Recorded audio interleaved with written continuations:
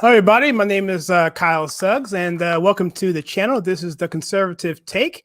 Here we take culture of TV, culture, movies, news, politics, and we filter it to you the right way. And what we do here, if you're the first time here, and for those of you who are watching this after the fact, this is going to be a debate live stream. We're going to do the debate, which is going to start right now at about 9 o'clock Eastern Standard Time. But before I do that, I want to spend the next hour or so and go over some interesting stuff that's been going on. I mean, it's just been insane. If you're following politics at all, I mean, I don't know about you, but if you're a wonk or if you just like that sort of thing, I mean, this whole election cycle has just been insane. And so I want to cover a couple of things, and I got a presentation here that I'm going to put up here on the screen, and I'm going to go through it. But I want to show something really quickly, though. I want to show something really, really quickly.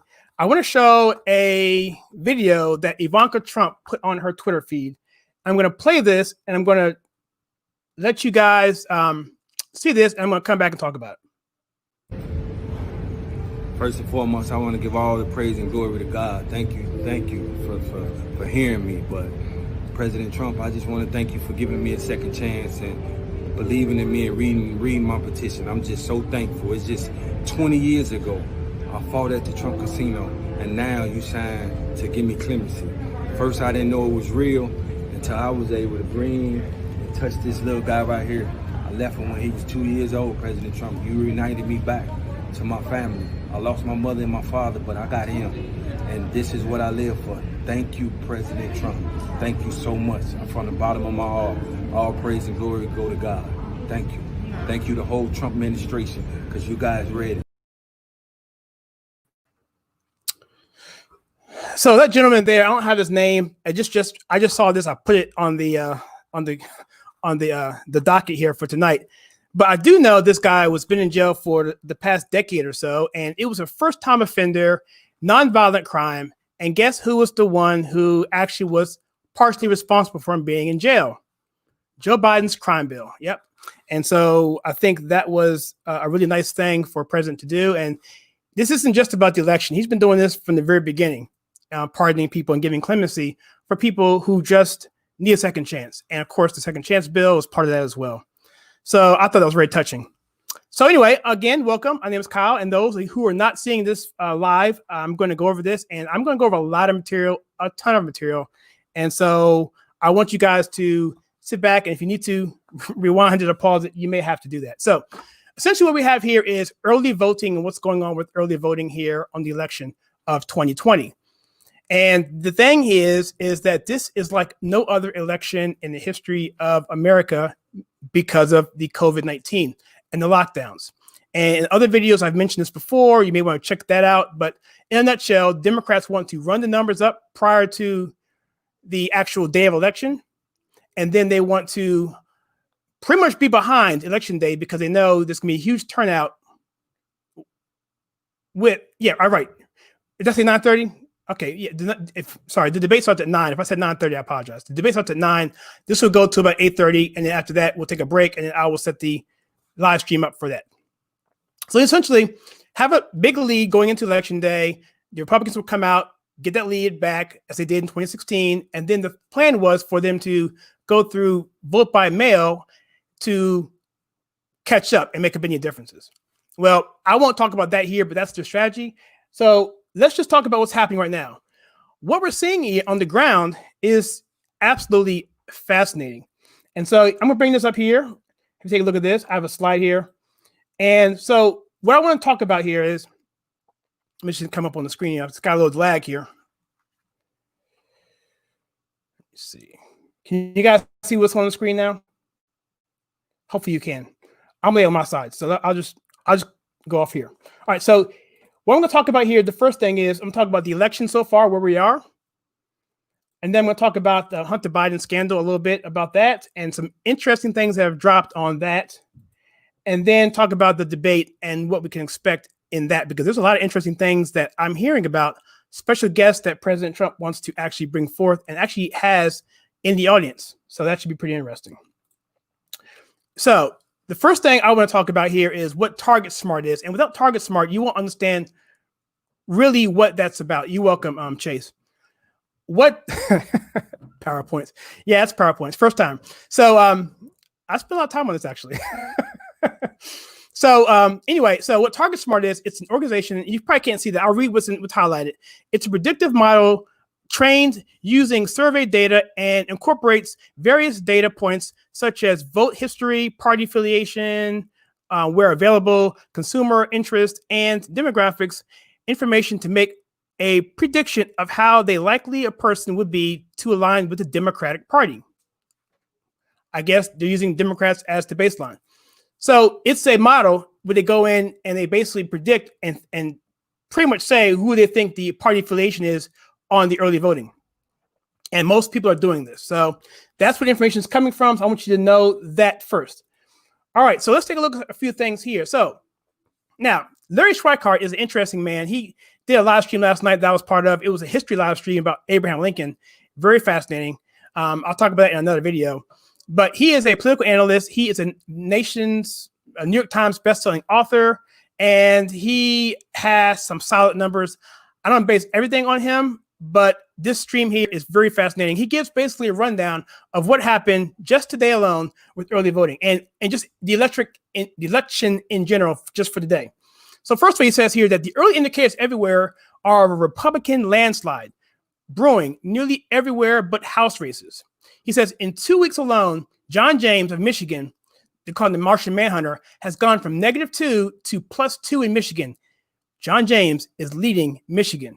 Likewise, Toffer, which is another poll, we'll talk about them a little bit later, now has Trump up in Michigan. Incredible. Okay. He says here that suddenly Tina Smith, who is the, I believe she is the incumbent in Minnesota, she's also in a fight, and that particular Senate race is up in the air. In fact, last I checked, that race is tied. All right. And so now he says that now we have in Texas, this is interesting, how Democrats in Austin, Texas are actually, get this, this is hard to believe, putting money in the hands of Republican candidates because they don't want Austin to turn into Portland South. It's just turning into a hellhole, and they don't want that. So these Democrats really are looking at the bottom line and like, look, these guys are insane. partially because the Democrat Party has left themselves be open to the leftist wing of the party, and that's what's crushing this party. When and if they lose, I think they will lose. It's going to be because they embrace that so hard, and because Trump was smart enough to let them do it and take up that middle ground and of the popular opinion and popular stance, and actually suck up those issues, leaving them nothing to do in terms of policy. So anyway, I'm getting off on track here. Now listen here, Florida is absolutely insane. Okay, now Florida was in 2016, the Republicans had a huge deficit. People were freaking out. The exit polls were like, oh my gosh, we're going to lose Florida. But then the Republicans got off work. And then the Panhandle came in. And then the I-4 corridor came in, which is right between Tampa and Orlando in the center of the state. Florida is a huge bellwether state, and it just overwhelmed all those election early voting tallies were swapped up within like 2 hours. And then from there, they won Florida by about 2 points. And so that's what we're seeing now. But what's happening now is that the lead in Florida is much larger because, get this, and if you haven't seen my videos, you won't know that the Democrats are, well, they kept their voter base so fearful to go outside the house so that now they don't want to go to the polls. So they're going to do vote by mail, right? And so that's what's happening is, so that vote's going to be up prior to day of election because the people who would have gone normally who are Democrats are voting by mail. Now, what's helped people in Florida is that in the early on, we saw that number be really low, but then they started adding more drop-in boxes. So people could not only, they don't have to mail it, they can just drive up there and drop it in the box, making it easier and safer in their minds to vote. So that number actually was growing, and we were getting a little fearful that Florida may be getting to the point where we could lose Florida, because what Larry Schweikart was saying through his analysis was that they would need about 650,000 votes ahead of the GOP to be at a point where they could pretty much say they could win the election, because that's how many votes they would need to overcome the massive MAGA wave that's coming on November 3rd. Well, get this.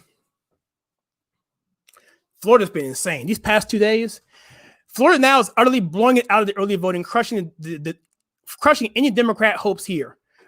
He's predicting that Trump will win Florida by 2 points. The numbers are insane. I'll go on. So I said, at this rate, you have to wonder about the Florida House races that are close. So what he's saying is there's a lot of House races that are close, but if people are voting down ballot Republican, those seats are going to be coattailed red. And so we'll have to see on that. But what he's saying is essentially that outside of the House races, everything right now is looking to a Republican red wave. And I'm just beginning, guys. I got so much stuff to show you here, and it's incredible. He also says here that 52% of the unpredictive Rasmussen poll now has Trump's approval at 52%.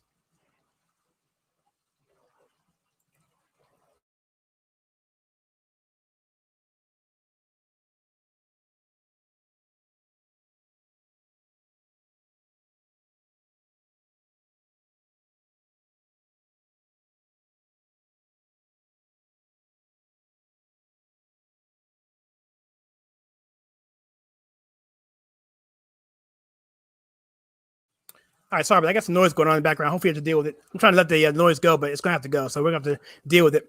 So he said that the Democrats right now are far behind, even in North Carolina, that the black turnout in North Carolina is down and is falling. And what we've seen across the board is that the black turnout in general and the youth voting just is not there what the Democrats need. And that's something that's a big concern for the Democrat Party. He says here that suddenly people are starting to realize that the youth vote won't be there on election day. But at 18 to 24-year-olds have been weighed down in early voting when they need to be up by at least 30%. And I'll talk about why that is. So in terms of the youth vote, so because Democrats rely so heavily on, hold on a second, guys. Hold on a second.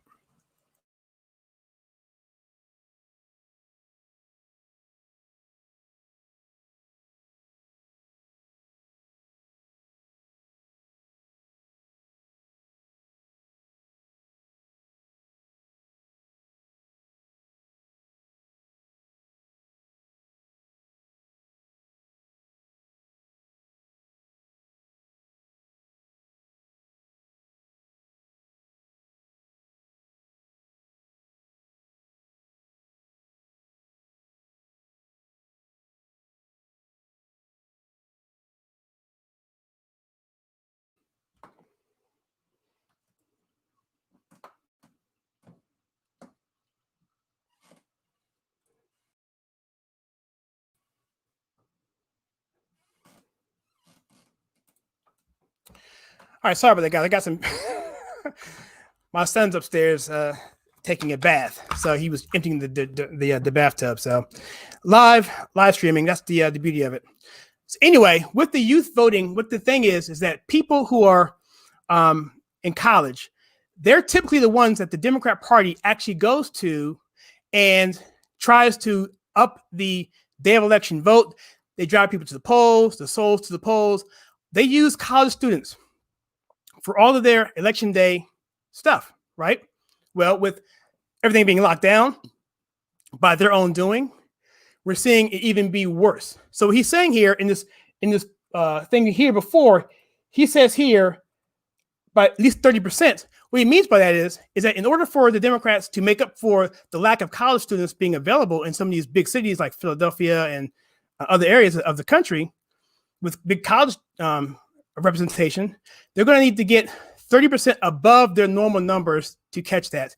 And they're not even close to that. So that's what he means by 30%. So moving on. Also, he says here that there are no national outlets will even discuss this, but now the youth shortfall and the black shortfall, you have Joe Biden at under 60 million voters, and it's falling. So 60 million voters who are black and young, those numbers just won't cut it for Democrats, and I don't know where they're going to get these numbers from. Also, in Nevada, which is a state that should be out of play, but it seems to be in play. Both look good, and Washoe and Clark are looking good, but for Republicans, hearing that a Trump lawyer on the ground, that they're increasingly thinking, hey, we can win this thing. This is all today, by the way. This is all today. This isn't this week. This is all today. Republicans are barely down in New Mexico. And I just drove through New Mexico 2 weeks ago, and I was at in the middle of the desert somewhere getting gas, and a Native American came by me, saw my Trump hat, and literally was like, dude, man, I love your hat, man. We're all for Trump here, but I know that's one person in a state that's pretty big. But I thought that was pretty interesting. Driving through from where I was to Arizona and back, I saw literally 3 Biden signs. One was in, I believe it was in Tulsa, I believe. One was in Arizona, and one was when I came back to North Carolina. So, and that was at my in-laws' house. So everywhere else I saw in the country, it was Trump all the way. But again, that's just nothing that's really scientific, but it is something that I found very amusing.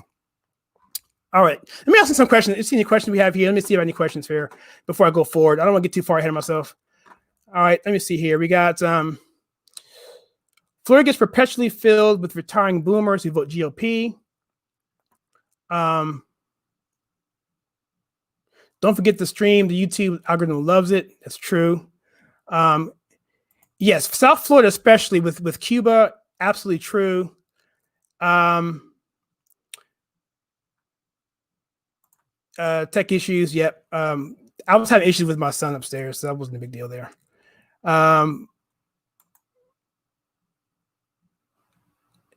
Yeah, I don't know. So anyway, just going through some of these questions here. I did not hear about Trump's parade in Beverly Hills. Yes, we are proud capitalists. Yes, we are. Okay. Okay, cool. All right, so let me just continue on. So he says here, personally, he'd like to see Michigan, Wisconsin, Minnesota, and Nevada with such a dominant lead that they are called early when Pennsylvania won't matter. I mentioned this in my video 2 days ago, that Pennsylvania is kind of wonky. You know, you have this governor out there who's you had that Supreme Court decision where Judge Roberts ruled against us. And it's one of those states that I believe is going to be voted way after the fact. I don't think it's going to be something we're going to know about on election night, just simply because of what they're trying to do up there.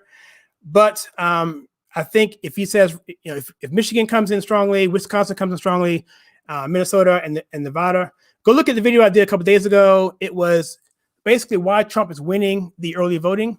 I go through all this. I have a spreadsheet that I was going through the numbers. I was going through the actual early voting numbers as of the time I was doing it and giving a difference between Republicans and Democrats and so forth. Wisconsin, we were ahead. And in Michigan, we were also ahead, and which is ridiculous. We were behind the states like North Carolina, but that's leads getting smaller and smaller. We were behind states like Florida, which I mentioned to you before. That's really pretty much gone to the safe column, if you ask me. Ohio, same thing, that's looking to be in the safe column. So now we're looking at states simply like Pennsylvania, and we're looking at Arizona and maybe some states like Nevada for insurance purposes. But I'll get into that a little bit later, because right now it's just too early really to give any real solid predictions. But we can kind of get a feel that Trump is not doing too poorly right now. All right, so let's keep going here. Oops, sorry. All right, yeah, so this is Arizona. So it's entirely possible if McSally, who is the senator there, and Smith loses, his Democrat, that we can expand our Senate lead by a seat. McSally is in a tough race there. She could actually win that race. If she does, that's a pickup for us because we expected she would lose anyway. And he says here that all this is taking place with even the best pollsters admitting they still aren't quite getting the shy Trump voter. Could be 2 points, they say. I think the shy Trump voter, or what I like to call the monster vote, is even bigger than that. I'm hearing it could be as much as twice as much as it was last time. And what I mean by the monster vote is simply this. It's the people who just don't trust pollsters. It's the people who say, I'm not going to talk to an exit poller. I'm not going to answer a phone call.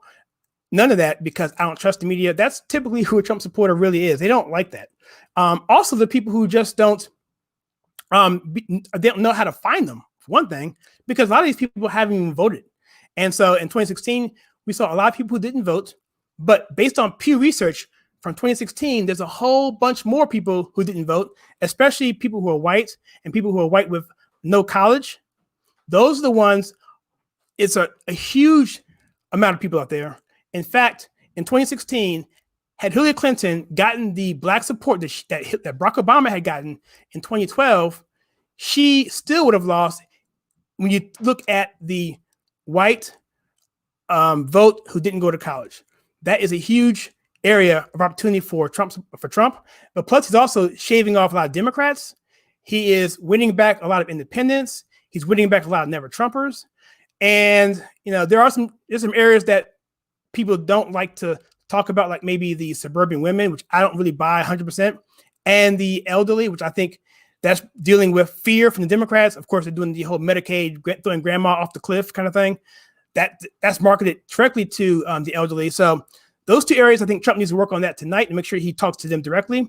But overall, I think Trump looks good in terms of demographics, and his polling numbers today from approval ratings has been 49%, and it was 52% today. So we'll see how that goes. And we'll see how the next Rasmussen poll is.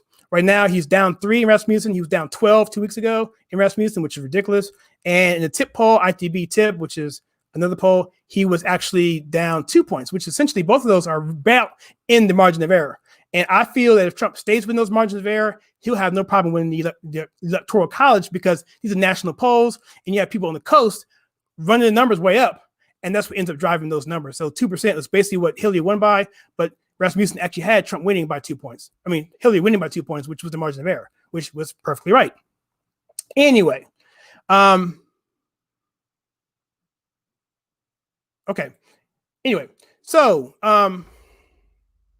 it says here, now this is North Carolina, because this is not Larry Schweikart. This is someone different. This is another, I'm not sure who this guy is, but essentially what we're saying here is that North Carolina GOP really came out hard in early voting. And this is something that I was looking at. The numbers in North Carolina were far apart, like 300,000 apart, but we didn't see much.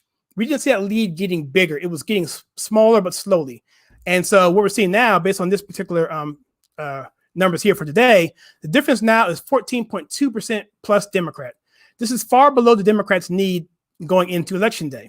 In comparison, Obama 08 went into election day up 21 points and won by only 14,000. He barely beat McCain in North Carolina. And he lost to Romney in 2012, and he was up 16 points, and so was Hillary, and both of them, like I said, lost. Interesting. So North Carolina's looking good too. I think North Carolina's can be a leans heavily Trump, and we're on our way, guys. I really do. Again, it's still a long ways off, but we'll see. All right, so here we have, this here is the wow counties of Wisconsin. Those 2 states, those 3 counties here in the bottom here, Waukesha, Osakie and Washington counties. I'm probably pronouncing them wrong, but these are counties that go strongly for establishment Republicans. They went for McCain big time. They went for Romney big time. They went for Bush big time. They're one of the most Republican counties in Wisconsin, and you have to do well there. Look what happened in 2016. 67% went for Trump. 24% went to Hillary. Not shocking if you consider this is establishment Republican territory. Even with the help that he got from Ryan and another gentleman, I forgot he was his House chief of staff. I'm forgetting his name now. Reince Priebus. Yeah, those helped him in that area, but still 24% for Democrats. But now looking at early voting, we're looking at 73%, a 5-point jump there. And we're looking at, 6-point jump, sorry. And we're looking at 9 for Democrats and 18 for independents. So that's a huge difference. Now, Milwaukee and Madison counties, those are obviously more urban. Those are actually down for Democrats as well. Actually, no, it's a 13% for GOP and 8. Okay, let me start over here. So 13% for Democrats, 8% for Republicans. That's because those numbers, those people that are going to be voting election day were too scared to actually go out and vote. So that's what you have. That's why it's much bigger now, because this particular year is a lot different than any other year, because people are voting who normally would vote in person are doing it early because they don't want to get COVID and they're scared of it and whatever. That's what's going on. That's why the early voting numbers are so big, and don't let anyone tell you otherwise. That's the only reason why it's doing that. I mean, in some cases, 10 times bigger than it was last election cycle.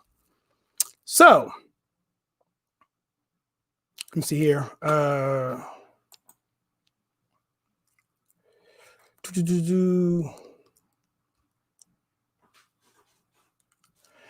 Okay, so anyway, all right, so let's go on. Yeah, I agree with that, Alexis, 100%. All right, so now here's interesting. It's interesting. Let me get a drink here. Now, check this out. We're going to a guy named Real American Politics. It says here, I don't have the link here, but this guy here is a poster. His very interesting work from Real American Politics showing how incredibly accurate his voter registration model has been in forecasting swing states with party registration. Watch the short video here. I'll leave a link in the video below. Check it out.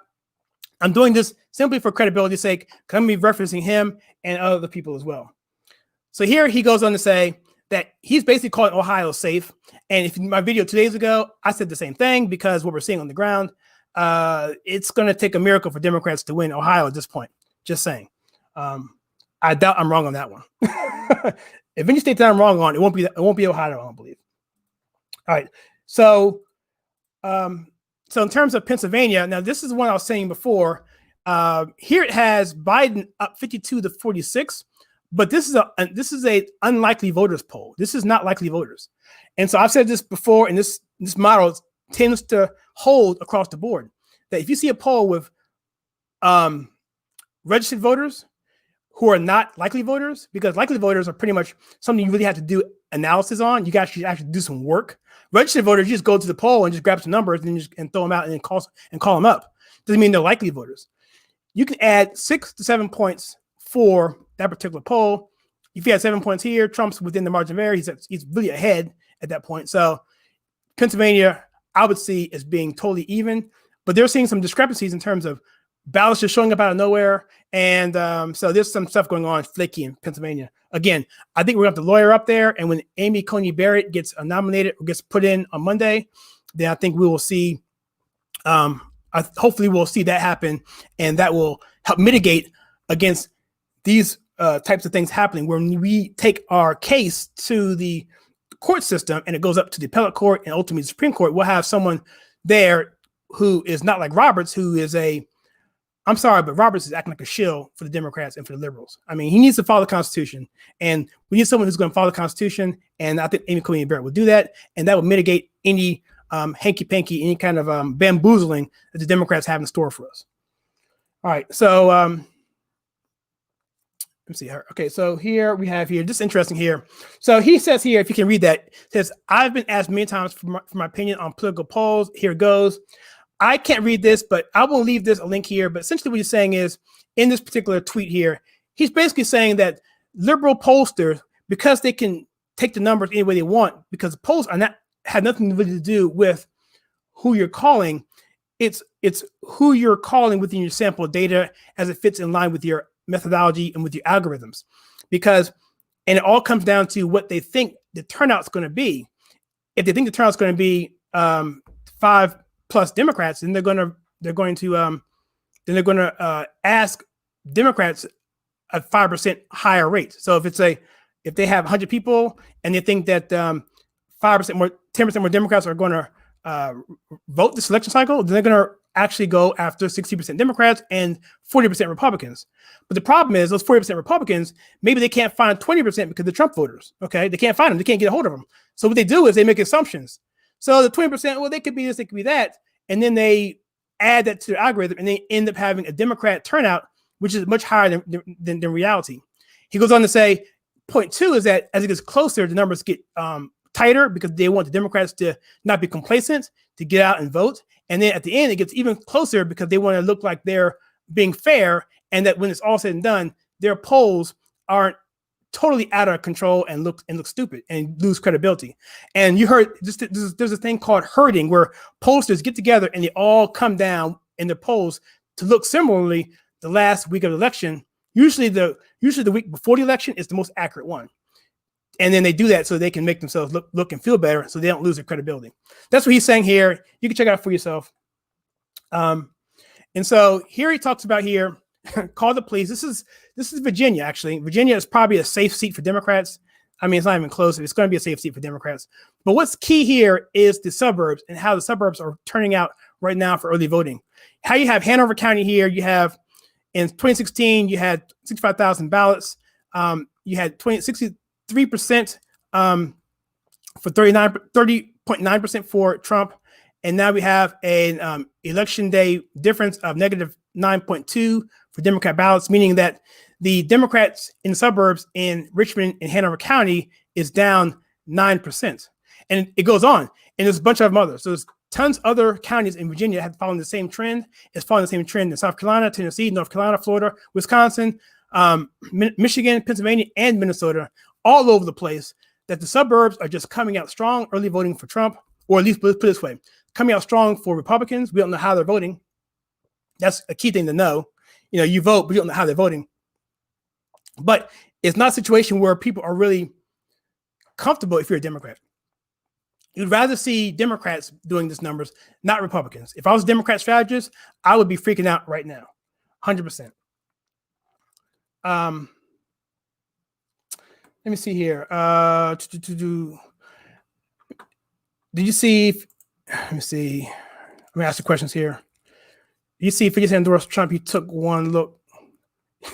Yeah, you know, Pedro, actually, he would be more like a 19 cent, because really, if you look at Biden's tax plan, that should be more accurate. So, but I think 20 cent sounds a little better. I think that was a very good, and President Trump actually retweeted that, which is nice. And another thing I mentioned real quickly is that the president is doing really, really well with black males. And I think people like Kanye, it kind of started with him. And, you know, then you have, you know, people like 50 Cent, of course, but other prominent black men out there who are for the conservative party and for Trump because of how he speaks to them and how he speaks to us and how he doesn't talk down to us. He talks to us straight and it's like, look, you know, whatever. And we can dig that because for many, many years, he was mentioned like 313 times in rap songs from 1984 to 2016. And it's just ridiculous. But all of a sudden he runs for president, you know, this happens. But people are finding out, even Charlemagne, the Lord G God, it's like, look, he was talking to Don Lemon. It's like, look, man, you know, he talks to us straight. And Don Lemon put his head down and was like, yeah, I know. It was funny. Alexa says, if we remove polls and looked at other categories that illuminate how the country is leaning Trump, is going to win. Big league, I personally think Trump will win with more electoral votes in 2016. We're going to talk about that. And I don't necessarily disagree with you at all. So, all right, let's go on. All right, so this here is this is from the Toffer group. This is from 2016, and I was shocked. And the Toffer group is a poll that doesn't deal with polling. They don't call people. They use the same metrics that I'm pretty much using in this particular video. They go after registration data, primary data. They go after early voting and those kind of metrics. And they came to a prediction in 2016. If you go out there and look at this particular tweet, you'll see the comments talking about how you're wrong and how you should delete your account if you're wrong. But guess what? I don't see a single state where they were wrong other than New Hampshire. And funny thing about New Hampshire is President Trump was winning New Hampshire the entire night. He lost New Hampshire, I think, by like 4,000 votes, something ridiculously close. Hillary came in at the last minute and took New Hampshire from us. But this map is 100% correct up to that point, as I can tell. And so that's what I'm saying here. This is what they did in 2016, and this is what I'm about to show you now, so you don't feel like I'm insane. So these are a couple people who have specced out based on what we see today. This could change tomorrow. This could change whenever. 2 weeks, 13 days, 12 days is a long time for election. Anything can happen. But here's what we're looking at here in terms of the election so far. This is real election analysis. He has Trump winning. I can't tell that because it's too small on my screen, like 326. I mean, based on what they're looking at in terms of what they're saying, the early voting. Now, this has been a couple of days old, so this may be different. But again, we have Florida, we have Nevada. He has that going to Trump. Minnesota going to Trump. Pennsylvania. Those are the key states. I've said in other videos that Trump needs. There's 3 key states for Trump to win. 3 key states, and if he wins 2 of these 3, he'll get to 270. Those 3 states are Arizona, it's Wisconsin, and it is Pennsylvania. He wins. You do the math any way you want on those 3 states. He wins 2, Trump wins the election. If he wins all 3, of course, because right now he's looking really strong on Florida, Georgia. I'm looking at states he could possibly lose. North Carolina is looking strong. If that trends the way it's going, yeah, I think he needs to win 2 of those 3 states. Right now he's looking good in Arizona, decent in Arizona, and he's looking pretty decent as well in Wisconsin. So, yeah, I mean, I think we're right on track to a 270. But you know what's going to happen? The day of election, this whole thing could absolutely break in such a huge way that all of us going to be shocked on election day. So that's what happened in 72. That's what happened in 80 with Reagan. He was down in the month going into it, which is why he did the debate, because he needed to debate Carter because he was doing horribly. And then he turned out one of the biggest election upset victories, I mean, by the hugest margins that you can imagine. And that happened. So, and with what the Democrats are doing with their party and what Democrats are not liking their party doing, you have one of 2 things. People either not voting who are Democrat or voting for Trump.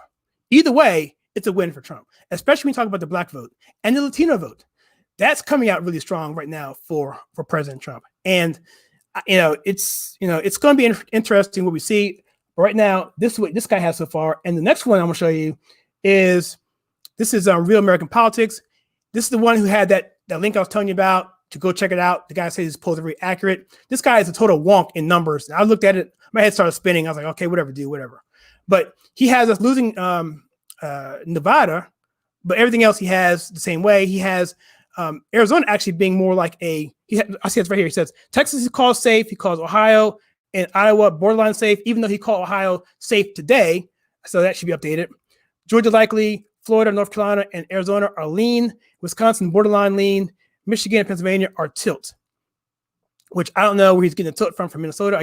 From Michigan, because what I'm seeing there, he looks pretty good there as well. But in New Hampshire, he has as a toss-up tilt leaning towards Democrats. So there you have it. So no doom and gloom here at all. And so let me just flip over here real quickly. We'll talk about Hunter Biden a little bit. And let me do that. Hunter.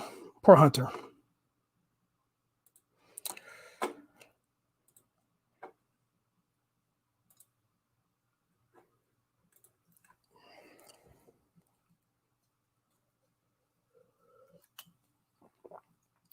All right. Right now I pulled up the Liberty Daily, and some of the headlines from today. So what I want to do quickly is kind of just give a rundown of what's going on for those who don't really know what we've been following, what's been happening. with the Hunter Biden thing. Well, Hunter Biden, as you may or may not know, is Joe Biden's son. Okay, Hunter Biden, he's not a choir boy. We'll put it that way. And so when President Obama was he formed a commission pretty much to have a relationship with Ukraine, he put Joe Biden, the vice president, in charge of that connection. Joe Biden made 5 trips to Ukraine.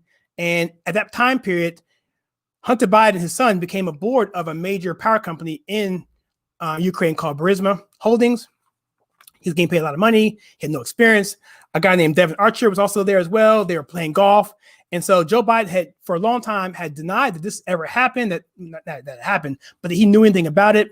And so the thought was that there was some sort of pay-per-play thing going, that Biden was using Hunter to get around the International Bribery Act, which basically says that if you're a politician, an official, you can't have foreign relations with foreign governments, especially not communist governments like China and Ukraine. Well, not Ukraine, but China especially. That's kind of the main one. But Ukraine as well, and other countries potentially. And so essentially what happened today is that, or this today is that as Joe Biden denied this, despite there being a laptop, which I get into in a second. Well, I get into it now. I'm kind of going reverse order. So so Hunter Biden, Joe Biden's son, again, he's not a choir boy. He's got some issues, drug issues. He took his laptop to a repair company in Delaware. And in Delaware, he left the laptop there after coming back one time, but then second time he didn't come back again.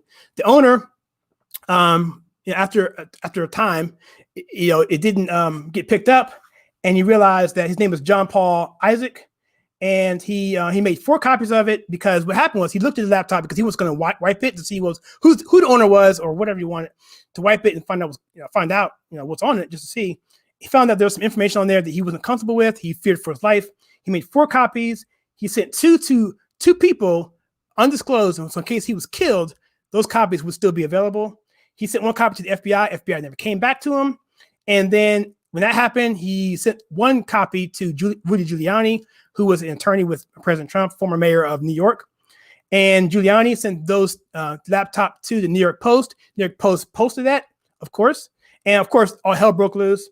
And so on this laptop, there was a bunch of stuff. So today's news is this, is that this guy named Tony Bobulinski, who's a business partner with Hunter Biden, has come out as a whistleblower on behalf of, against Hunter Biden, I guess.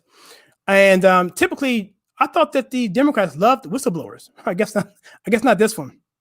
So he came out, totally corroborated all of this, basically said that the Chinese energy firm that back in 2017, he had an email saying that he mentioned a person by the name of Big Guy, that that this is the person that we're giving the money to, and you can check this out for yourself.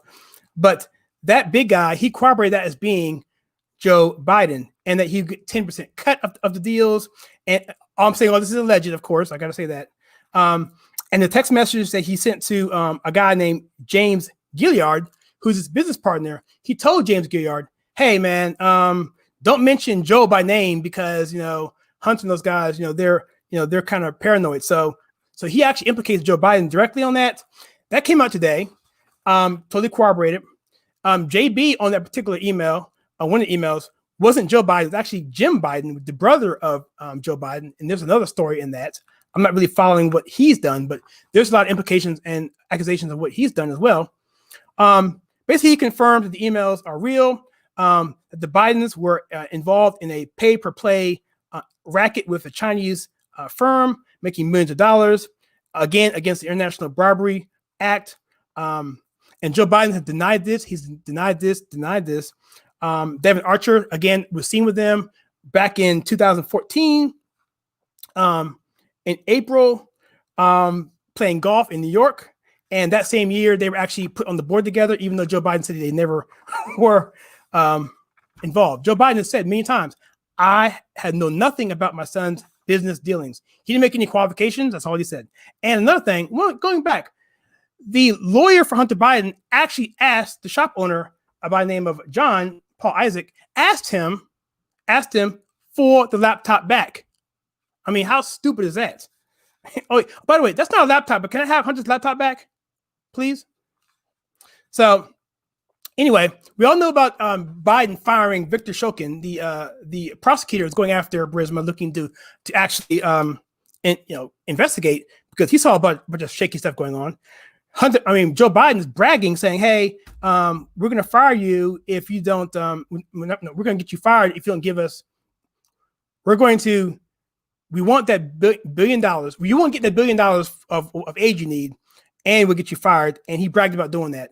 And so now, or then, in 2016, Victor Shokin, the prosecutor, actually sued Joe Biden.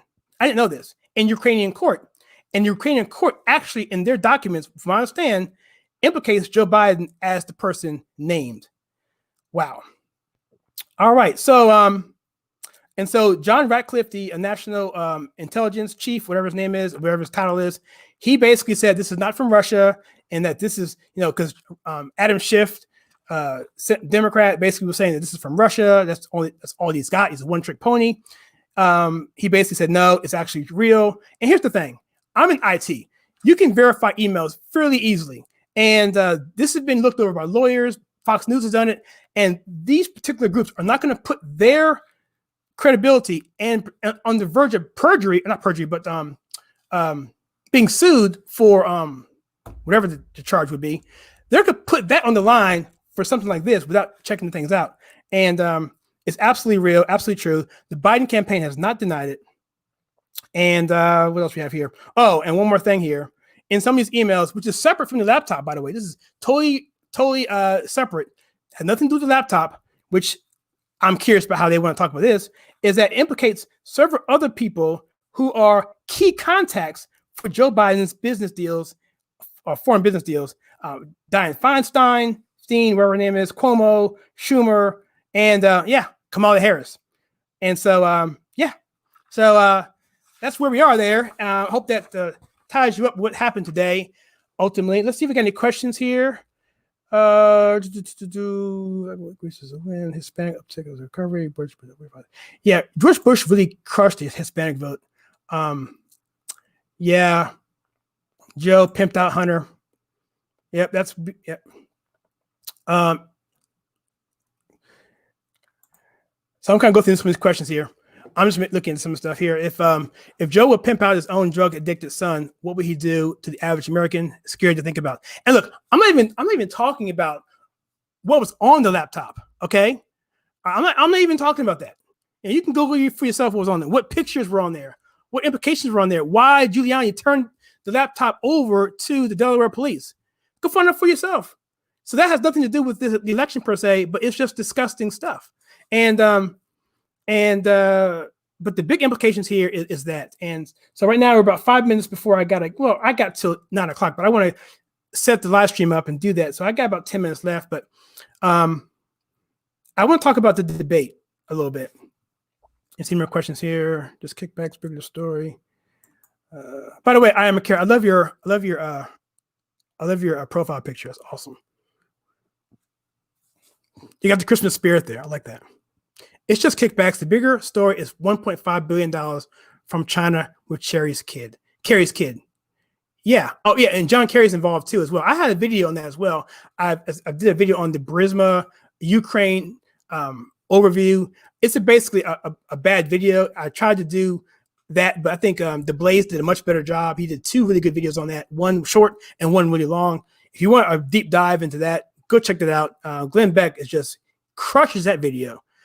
Go back and look at that thing. It's amazing. So I did my best. But anyway, so for the debate tonight, I saw that Karl Rove, he's still in the news, I guess. I guess he's a pundit, wherever he is. But he recommends that Trump worry about the economy and not about Hunter Biden.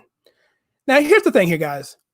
So the so-called, I guess, debate consortium, whatever, this nonpartisan group that handles the debates, there has not been a single foreign policy debate. Typically on these election years, you have one on domestic, one town hall style, and one on foreign policy.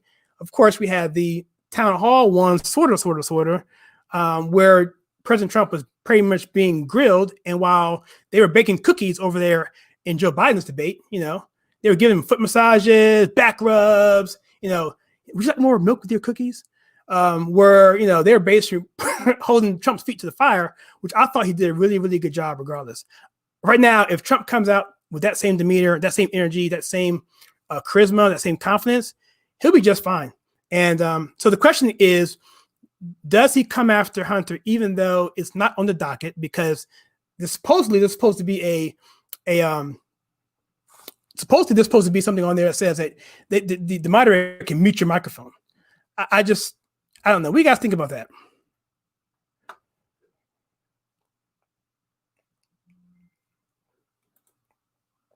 Because to me, it's something we're working like, if you're playing football, it's like we start out first down 20 every single down.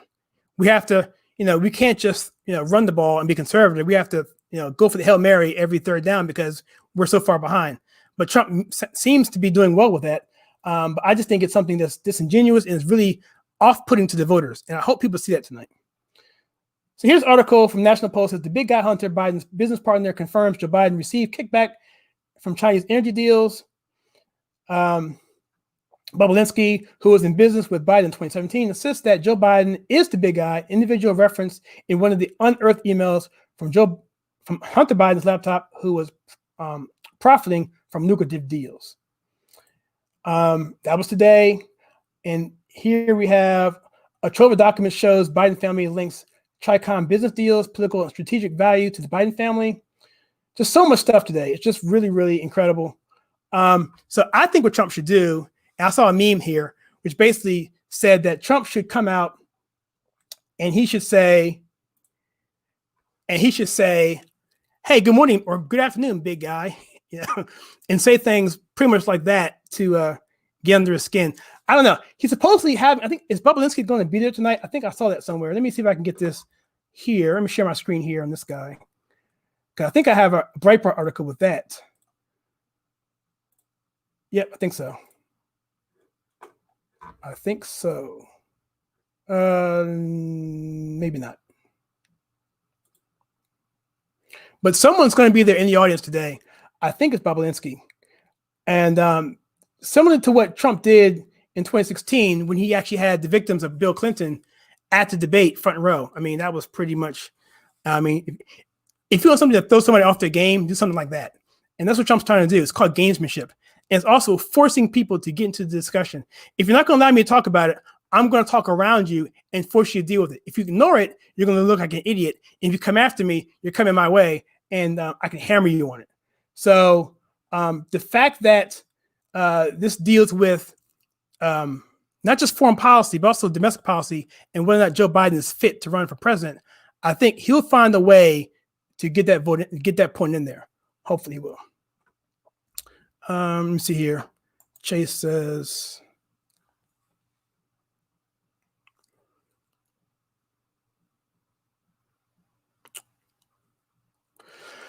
yeah, it's just going to make people upset because what's happening is, what they're realizing is that a lot of independent voters are the ones that are looking at this stuff, right? No, not everyone is a political wonk like me who likes this stuff and pretty much in the past 4 years have been every single day been involved some kind of way. Even really before that, when I was national committee man, other years I was doing with the Republican Party, I've just been involved in this a long time, and I find it fairly enjoyable. But the average person isn't like that. And what I find pretty interesting is, I'll say this last thing before I cut this part of the live stream, is this. People just want to live their lives. And they wake up, they realize, oh, it's November, we got to vote. Honey, who did we vote for last time?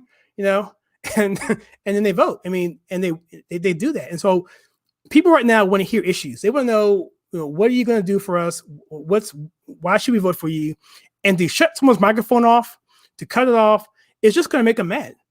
Look, I am here to learn. Can you let the guy speak? Can I think for myself? Can I hear both sides and make an opinion for myself? Do I have to be spoon-fed on everything? People on the left who are radical don't care. They want to shut you down because that's who they are. But the people who are intelligent or more intelligent, like the classical liberals, the JFK liberals, the blue dog Democrats, people who actually have common sense, who may just have a different policy instead of top-down Floridian economics. Maybe they're Keynesian. It's just a possible ideology, and we can talk and have policy discussions about that. But when you can't have any discussion on any of it because your party has gone so far to the left that anything you say that's moderate is going to piss off your left base, that's why they suppress. That's why the senators walked out of the hearing today for Amy Barrett to get out of committee, because they knew if they voted for Amy Barrett, it pissed off the left, and they know they didn't vote for Amy Barrett, then they would piss off the moderates in the party, the people who I'm talking about right now, who are going to be watching debate tonight. So they're damned if they do, damned if they don't. So they just walked away like children. That is a perfect example of what the Democrat Party is, and that's exactly what Trump has done to help destroy them, which is why I think this election, if it's done properly, if it comes out in a red wave like I'm hoping for, this will be an extinction level event for the Democrat Party of the likes to Lincoln's assassination in 1865, when essentially the Democrats were punished for the next 2 decades because of what they did to the country by splitting it apart. You didn't see any Republican, you didn't see any Democrat presidents be elected pretty much after the Civil War because they were being hammered.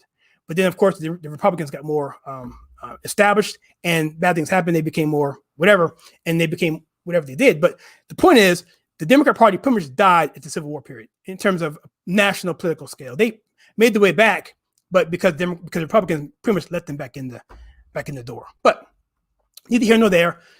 That's what I think is going to happen if there's a red wave. The Democrats are in serious trouble. That's why these guys are all in. That's why the media is all in. They don't care. The gloves are off. They don't give a damn. They don't care.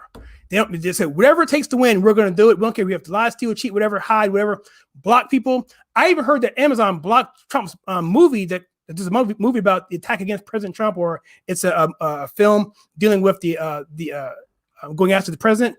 Amazon is actually blocking the release of that for study review. Seriously, that's what I'm talking about. They don't care. Gloves are off, man. They don't care. So that's where we are. Oh, and one more thing. This is what I'm talking about. Sports. I was mentioned today. Someone asked me about sports and the NFL, and MLB. Numbers are down. WNBA. Nobody watches it ever anyway. NBA particularly. That people aren't watching it because I think what they're seeing is when they see the Black Lives Matter on the court, when they see masks on the sidelines, when they see people not kneeling for the national anthem, when they see discourse, when they see the rules be incredibly stupid, like the pitcher can't spit, right? They can't, these rules are different. They see these things are different than it was before. The people that are wanting to vote for Trump or who want a normal country are reminded of all the hell they've been put through of the past 3 to 4 years, particularly the last 8 months. And they don't want to deal with it because it reminds them of the pain. And I think that's what's going to, I'm hoping that that's what we're going to see on election day, that people are going to finally have a chance to express their voice in a way that they can't normally, because if they say something, they're racist or homophobic or whatever they are, named phobic. That's what they are. If you're a conservative, they can finally make their voice be heard and make a difference. And I think that's what's driving this suburban numbers. And in some ways, that's what's keeping the black vote down, because they're seeing the hypocrisy, how Kim Klacik in Baltimore, and the person who's running against, I forget the guy's name, against, I think it's, what's her name? Looks like James Brown. What's her name? That chick in California. They're putting narratives out there that, look, the Democrat Party has done nothing for you. And so that's what I'm hoping is going to happen. And so we'll see. Right now, the debate is going to start in about 24 minutes. Let me see if there's any more questions before I jump off here. Okay, thank you very much, man and a half. Thank you for having my back. So the guy I mentioned before, the Hunter Biden informant, whistleblower Bobulinski, will be at the debate tonight. That should be interesting, so we'll check that out. All right, so I don't see anything else going on. I'm going to pause this. This feed will continue on. I'm going to switch over. I'm going to find the stream when it comes up, and then we'll watch that. And I won't talk through it, I promise. I'll just kick back and watch it with you guys. On commercial breaks, I may jump in. If you have any questions, I will put the questions on the air, and I will just let people see that. If you don't want your question or comment to be shown, put a star by it, I'll keep it private, or just mention to me directly, in the comments here, this is private and I won't show it. And that's it. All right. So I'll see you guys in a little bit. I'm gonna jump off here, and I will see you guys in a few, and be back about 9 o'clock.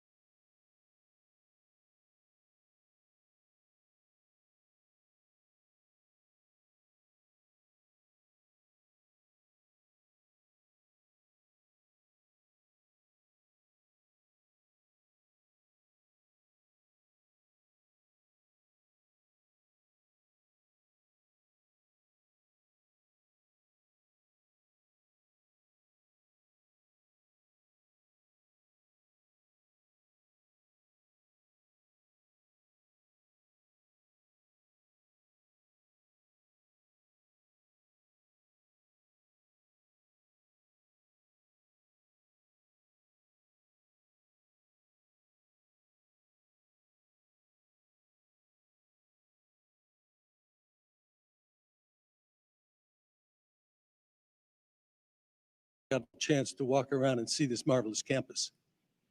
We also have a crew. You see some of the people working around. There are cameramen, lighting people, people who produce this great background. We have over 60 of them. And we've had 4 debates in 4 different parts of this country. And thanks to United Airlines, which stepped up to the plate and is providing free of charge air service for our entire crew back and forth from one city to another. And so we really owe United Airlines. Now this one sounds funny, but we also owe Anheuser-Busch a great thank you, not only for their beer, but for what they've done for this commission for many, many years. It's a little less of a lift now. Normally, if we were here with normal times, there'd be 900 of you probably in this audience. But with coronavirus, it just wasn't necessary for us to, and possible for us to do that. But they have always provided a giant tent with the food to feed the 5,000 reporters that usually come from all over the world, our crew, the news people who are here. And Anheuser-Busch is with us again this year, and we thank them. A Pentagram, who's really responsible for some of the great work you see here. Kroll and Mooring, a firm in Washington, law firm. And tonight at the National Press Club in Washington, D.C., the National Press Club is putting on for the 4th time a media filing center. If those of you walk around the campus, you'll see a giant tent out here. And that's where media from all over the world are sitting at tables, watching this on television, and filing their stories. And many, many, because of the coronavirus, were not able to come here for this. And so the National Press Club has set up a national filing center a media filing center for them. Now, there's been a lot of controversy about this debate. And so I want to spend a few minutes telling you what the rules are, because I think there's been some misconceptions and misstatement of what the rules are. We published in July the rules for this debate and the first debate. And they were the same, that the 90 minutes would be divided into 6 15-minute segments, with the moderator of each being able to name the subject matter, the general subject matter of each of those 6 segments. And the parties agreed that for the first 4 minutes of those 15-minute segments, each of them would, for 2 minutes, have the ability to speak without interruption of any sort. Then after they each spoke for 2 minutes, it was open for open debate. Now, unfortunately, if you happen to watch the first debate, those rules were not necessarily followed. And so the commission felt that we could not put in a new rule, and what we thought we would do would just put in a way to enforce what they had agreed to, the original rule, no interruption. So you're going to see tonight, I believe the first question will be directed to the president, and he will speak for 2 minutes. They have lights, you can't see them. They're looking into their cameras that tell them how much time is left and so forth. And at the end of 2 minutes, the president will stop speaking, and then Mr. Biden's microphone, which has been off for the 2 minutes that the president has been speaking, will come on. And this will happen at the start of each of the 6 sections. There's no other censure, there's no other buttons that are going to be pushed to stop them, because the rest of the time in each of the segments is for open debate. We want them to engage each other. We hope they do it civilly and discuss the issues so that the American people will learn something about where they are on the issues. Now, this is a very, very important debate for each of these candidates. The first debate, some weeks ago, had, according to Nielsen, 78 million people who watched it. Now, that doesn't count people who watched it on C-SPAN or people who had it on their computers or on their iPhones or their iPads. We think this debate tonight could reach 100 million people. Now, you're very fortunate. You're sitting on seats that make you part of history. But those people at home are watching to try to learn something about these candidates, to make that important decision as to who they are going to support when they go to the polls if they haven't already done so. So it's not for you to participate by clapping, by standing up, by doing anything that would bring you into this. So please, please don't yell, because you're interfering with what those people are seeing. Now, there also is a rule on masks. It's not only our rule, it's the rule of the city, it's the rule of this university, so that you must wear a mask to come in, and you must keep your mask on. If you remove your mask while you're here, you will be approached and you'll be asked to put it back on. And if you don't put it back on, you'll be asked to leave. And if you won't leave, you'll be escorted to leave. So which will cause you some embarrassment and will take time away from the important things that are going on today. One other thing, at exactly 8 o'clock, you're going to hear a lot of noise. Because if you turn around and look behind you, those are the anchor booths of the major networks. And at exactly 8 o'clock, they're all going to go on at the same time. And you're going to hear a lot of voices that you'll recognize from different networks. So don't be surprised. That'll go on, and then they'll settle down as we go, and moderator comes out and also says some words. So with that, let me introduce my co-chairman, Ken Wallach.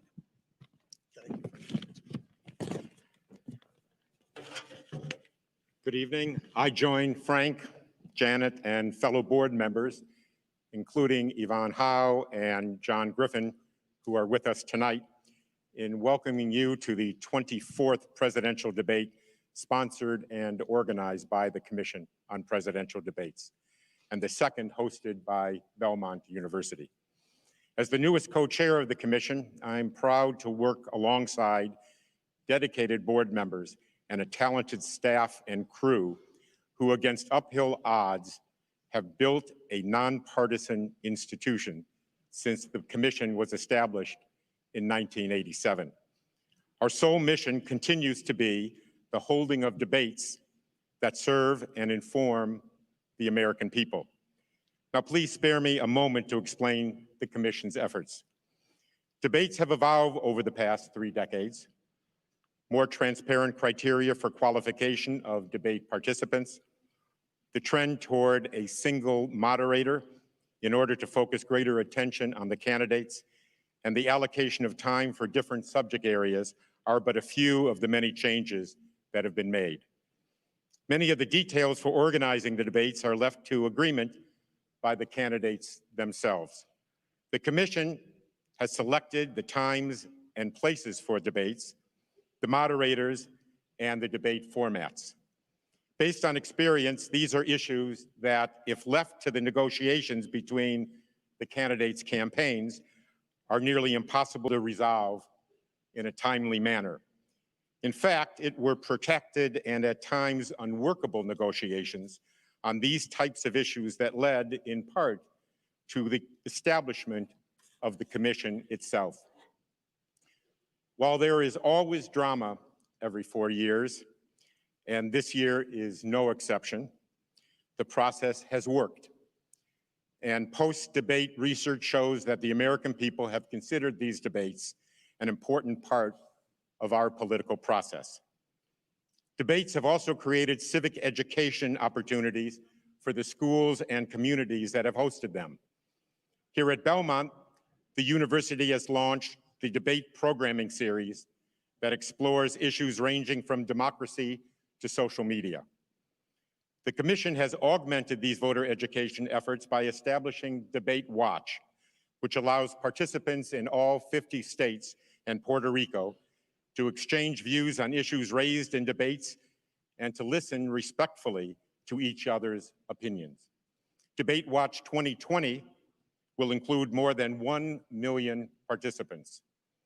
Overseas, the Commission, in partnership with the National Democratic Institute, has helped organize more than 400 candidate debates in 45 countries, most importantly, in new and emerging democracies. This initiative has led to the formation of Debates International, a support network of debate organizers from nearly 40 countries. I wanted to recognize the Commission's longest-standing supporter. For the past 32 years, the Judy and Peter Bloom Kovler Foundation has given its trust to the nonpartisan work of the Commission, and we are deeply grateful for their generous contribution to this year's debates. Now, it is my distinct honor to introduce Dr. Bob Fisher, President of Belmont University. Thank you.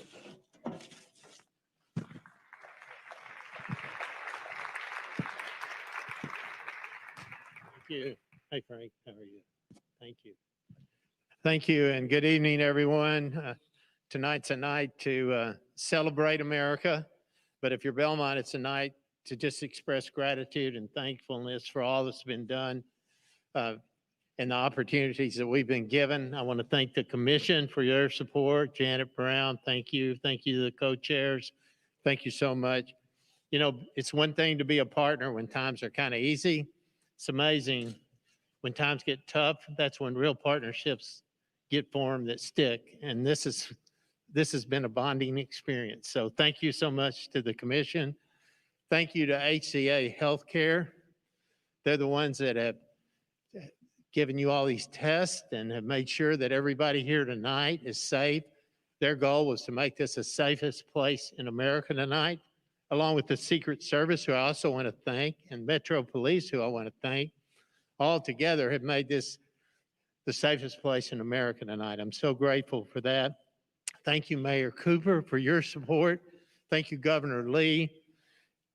Thank you to the Nashville Convention and Visitors Corporation and the Nashville Chamber of Commerce, all of you. But most of all, I just want to say a heartfelt thank you to the students of Belmont University for sharing their campus with you, all of you this week. This has been a complicated and unusual semester, to say the least.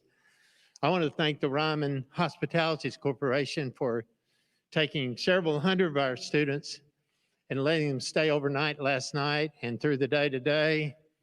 I was worried the students would be complaining about that. Actually, they say they don't want to come back. They have a water park out there, and all, but we're going to get them back. But our students have embraced the challenge of living safely together, and we simply couldn't have done that without them. You're probably wondering who these two people are that are standing here beside me. Well, this is Molly Deakins, and this is Kendra Turner. They co-chaired the student volunteer group of 250 students who made this thing happen here at Belmont University, and I'm so grateful to them. Thank you, and thank all the Belmont volunteers for what you've done here. And finally, I have to say this, I've prayed enough about this happening that it'd be totally disingenuous if I didn't say thank you, God, that this is about to happen. God bless America. Thank you.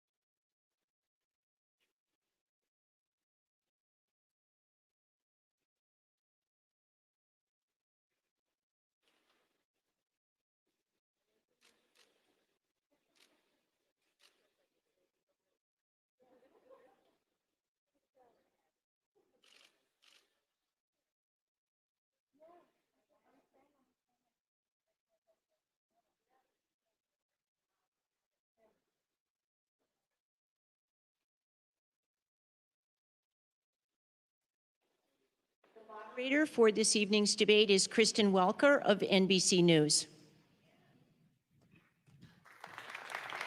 Good evening, everyone. Good evening. Thank you so much for being here. It is such an honor for me to moderate this debate tonight, the final debate. I want to welcome the First Family and the First Lady. We're so glad and thankful that you are feeling better.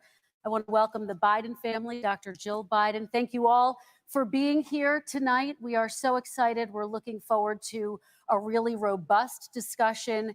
And the only thing I would reiterate are the CPD guidelines that when the candidates are talking, please hold any applause or any other reactions, except of course when they walk out. Make sure you cheer and loud and applause so that everyone can hear you.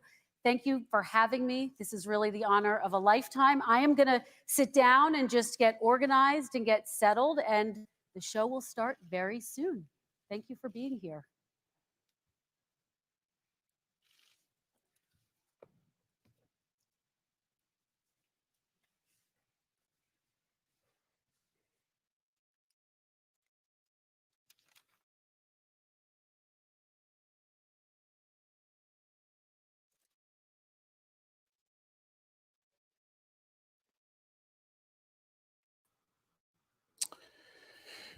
All right, so we're waiting for this to happen.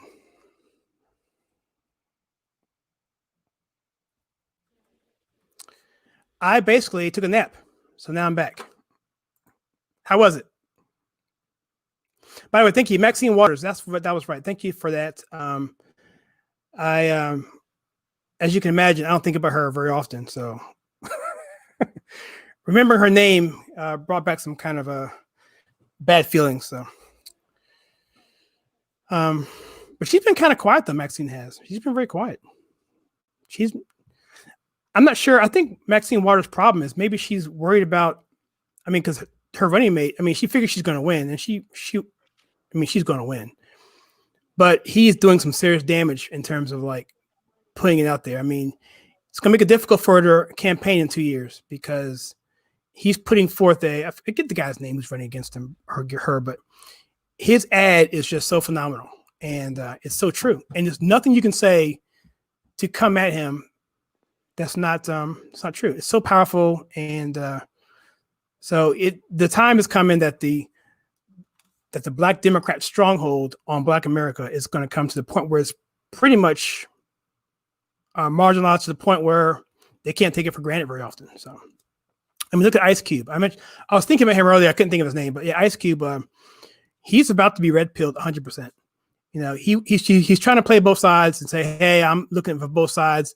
But what he's going to find is, as he becomes more aware of what's happening, he's going to realize that Kamala and Biden and these people, they don't really care, and their policies aren't going to work, because even he said in his YouTube or his Facebook live stream, that they're putting people above Black people who shouldn't even be here. He's talking about illegal immigrants.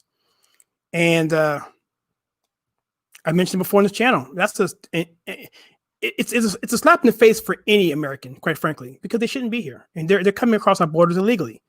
You try that in Mexico, you try it in Canada, they don't play that. Why is America got to be the one that's got to be the suckers, which is what Trump says. We have ports of entry, we have asylum laws, which aren't very strong, but they're there, they're being abused, but we're not heartless people. But at the same time, we need to protect our borders. And Ice Cube is coming to that realization. And the way they're attacking him, some of his tweets that I've seen him put out there, it's just like Isaiah Washington, same thing. He, I think Grey's Anatomy and other things. He's on some Spike Lee movies as well. Same thing. It's a pattern. I've seen it. In 3 years, in 2 years, shoot, Ice Cube's going to be like a Kanye. He may not be as outspoken as Kanye, but he's going to be down because he gets it. And Charlemagne the Lord Ye God, same thing. You cannot tell me otherwise. It's just something that's just a reality. So, and that's going to cut into the Black vote. And so that's going to cut into the Democrat vote, which is why they need desperately to have open borders so they can pretty much kick the Black man to the curb, throw him to the back of the bus, and find some other people to take the place of that vote. It's sad.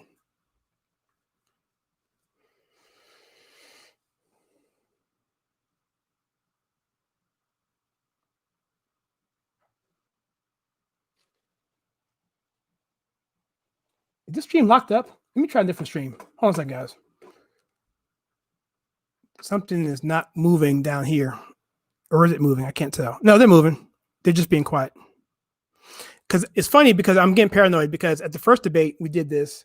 And literally right at the same time period, when Trump got on the stage, the whole feed crashed.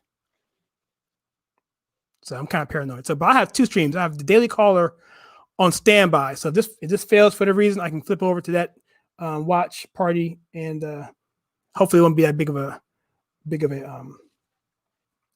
turnaround. If it goes out, it'll take about 20 seconds to get everything back online. Probably less. I have a much faster connection now. So, all right, I'm gonna jump off here, and when it comes on, well, it'll come on. I may or may not be on, but I'll be on the next break if they have a break or a commercial, whatever. So I'll see you when it comes on.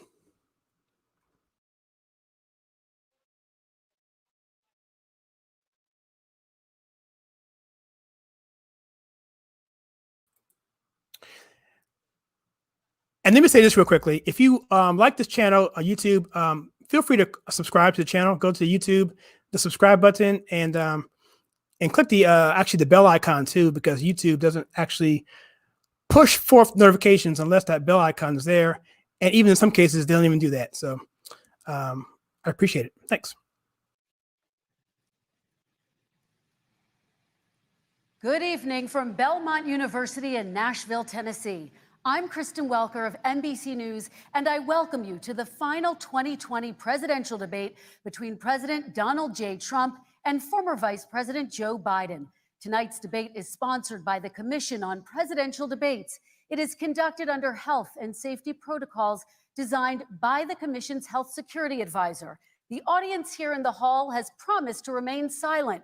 No cheers, boos, or other interruptions, except right now, as we welcome to the stage former Vice President Joe Biden and President Donald J. Trump.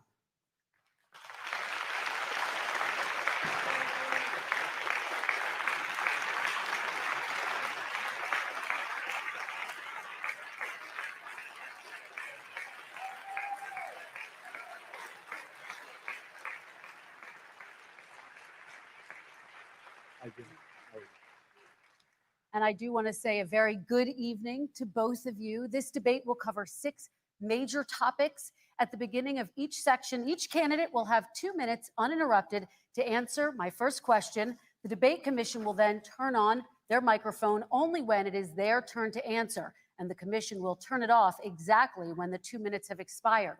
After that, both microphones will remain on, but on behalf of the voters, I'm going to ask you to please speak one at a time.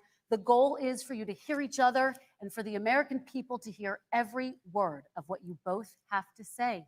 And so with that, if you're ready, let's start. And we will begin with the fight against the coronavirus. President Trump, the first question is for you. The country is heading into a dangerous new phase. More than 40,000 Americans are in the hospital tonight with COVID, including record numbers here in Tennessee. And since the two of you last shared a stage, 16,000 Americans have died from COVID. So please be specific. How would you lead the country during this next stage of the coronavirus crisis? 2 minutes, uninterrupted. So, as you know, 2.2 million people modeled out were expected to die. We closed up the greatest economy in the world in order to fight this horrible disease that came from China. It's a worldwide pandemic. It's all over the world. You see the spikes in Europe and many other places right now. If you notice, the mortality rate is down 85%. The excess mortality rate is way down and much lower than almost any other country. And we're fighting it, and we're fighting it hard. There is a spike. There was a spike in Florida, and it's now gone. There was a very big spike in Texas. It's now gone. There was a very big spike in Arizona. It's now gone. And there are some spikes and surges in other places. They will soon be gone. We have a vaccine that's coming. It's ready. It's going to be announced within weeks, and it's going to be delivered. We have Operation Warp Speed, which is the military is going to distribute the vaccine. I can tell you from personal experience that I was in the hospital. I had it, and I got better. And I will tell you that I had something that they gave me, a therapeutic, I guess they would call it. Some people could say it was a cure, but I was in for a short period of time, and I got better very fast, or I wouldn't be here tonight. And now they say I'm immune, whether it's 4 months or a lifetime. Nobody's been able to say that, but I'm immune. More and more people are getting better. We have a problem that's a worldwide problem. This is a worldwide problem, but I've been congratulated by the heads of many countries on what we've been able to do. With the, if you take a look at what we've done in terms of goggles and masks and gowns and everything else, and in particular ventilators, we're now making ventilators all over the world, thousands and thousands a month, distributing them all over the world. It will go away, and as I say, we're rounding the turn, we're rounding the corner. It's going away. Okay, former Vice President Biden, to you, how would you lead the country out of this crisis? You have 2 minutes uninterrupted. 220,000 Americans dead. You hear nothing else I say tonight. Hear this. Anyone who's responsible for not taking control, in fact, not saying I take no responsibility initially.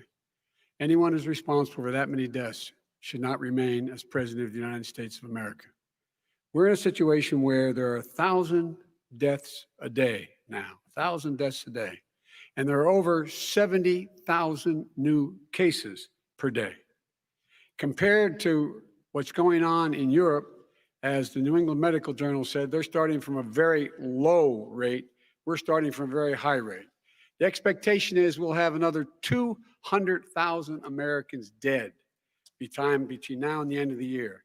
If we just wore these masks, the president's own advisors have told him, we could save 100,000 lives.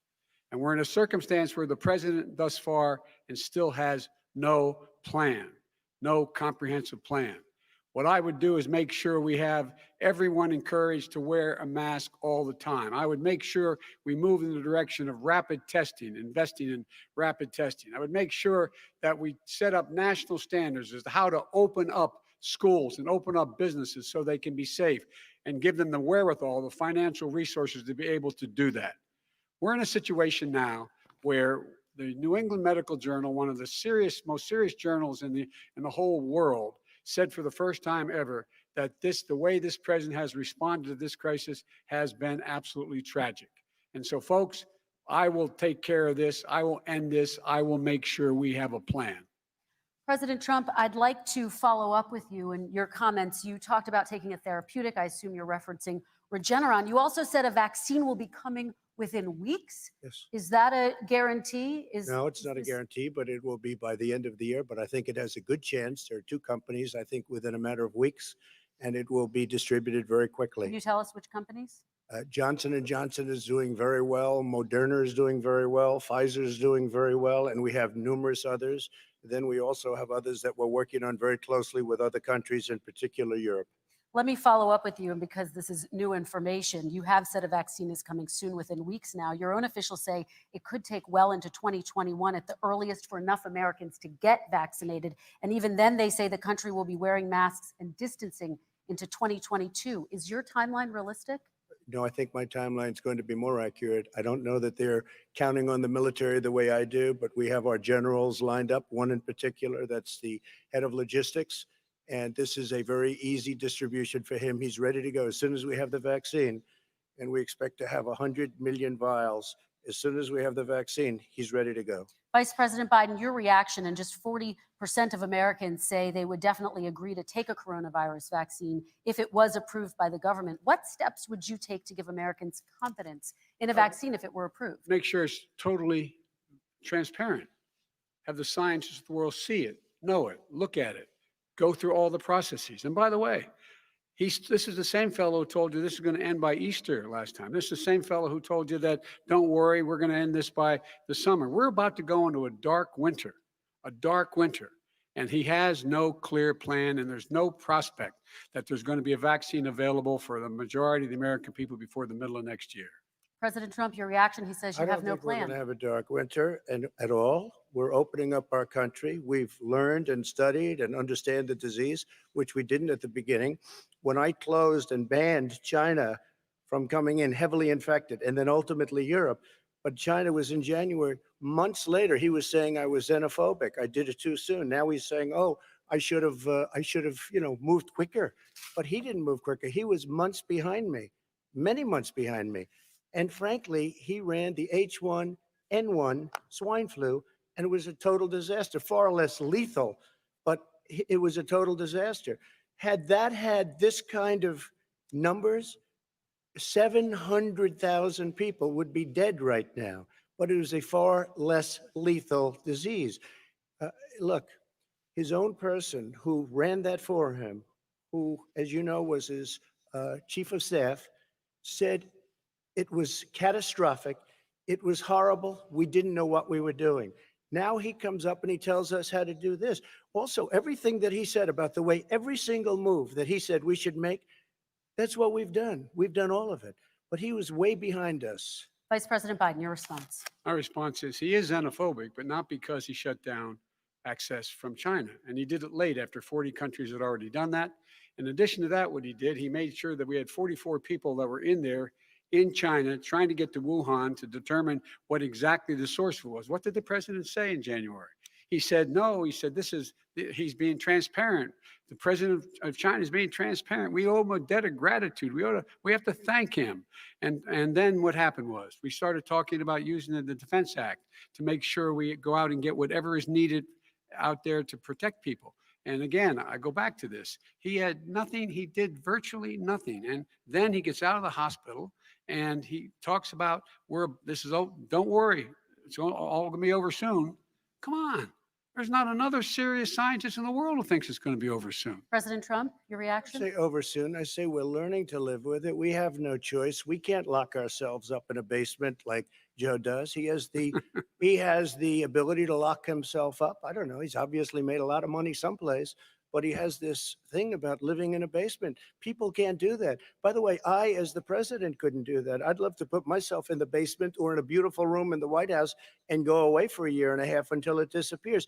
I can't do that. And Kirsten, every meeting I had, and I'd meet a lot of families, including Gold Star families and military families, every meeting I had, and I had to meet them. I had to. It would be horrible to have canceled everything.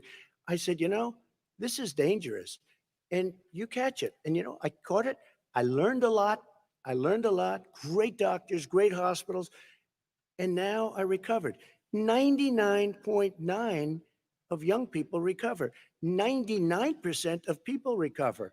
We have to recover. We can't close up our nation. We have to open our school, and we can't close up our nation, or you're not going to have a nation.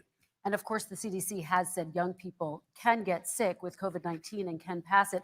Vice President Biden, I want to talk broadly about strategy, though. Can I respond to that? 30 seconds, please, and then I have a question. No, number one, he says that we're learning to live with it. People are learning to die with it. You folks home will have an empty chair at the kitchen table this morning.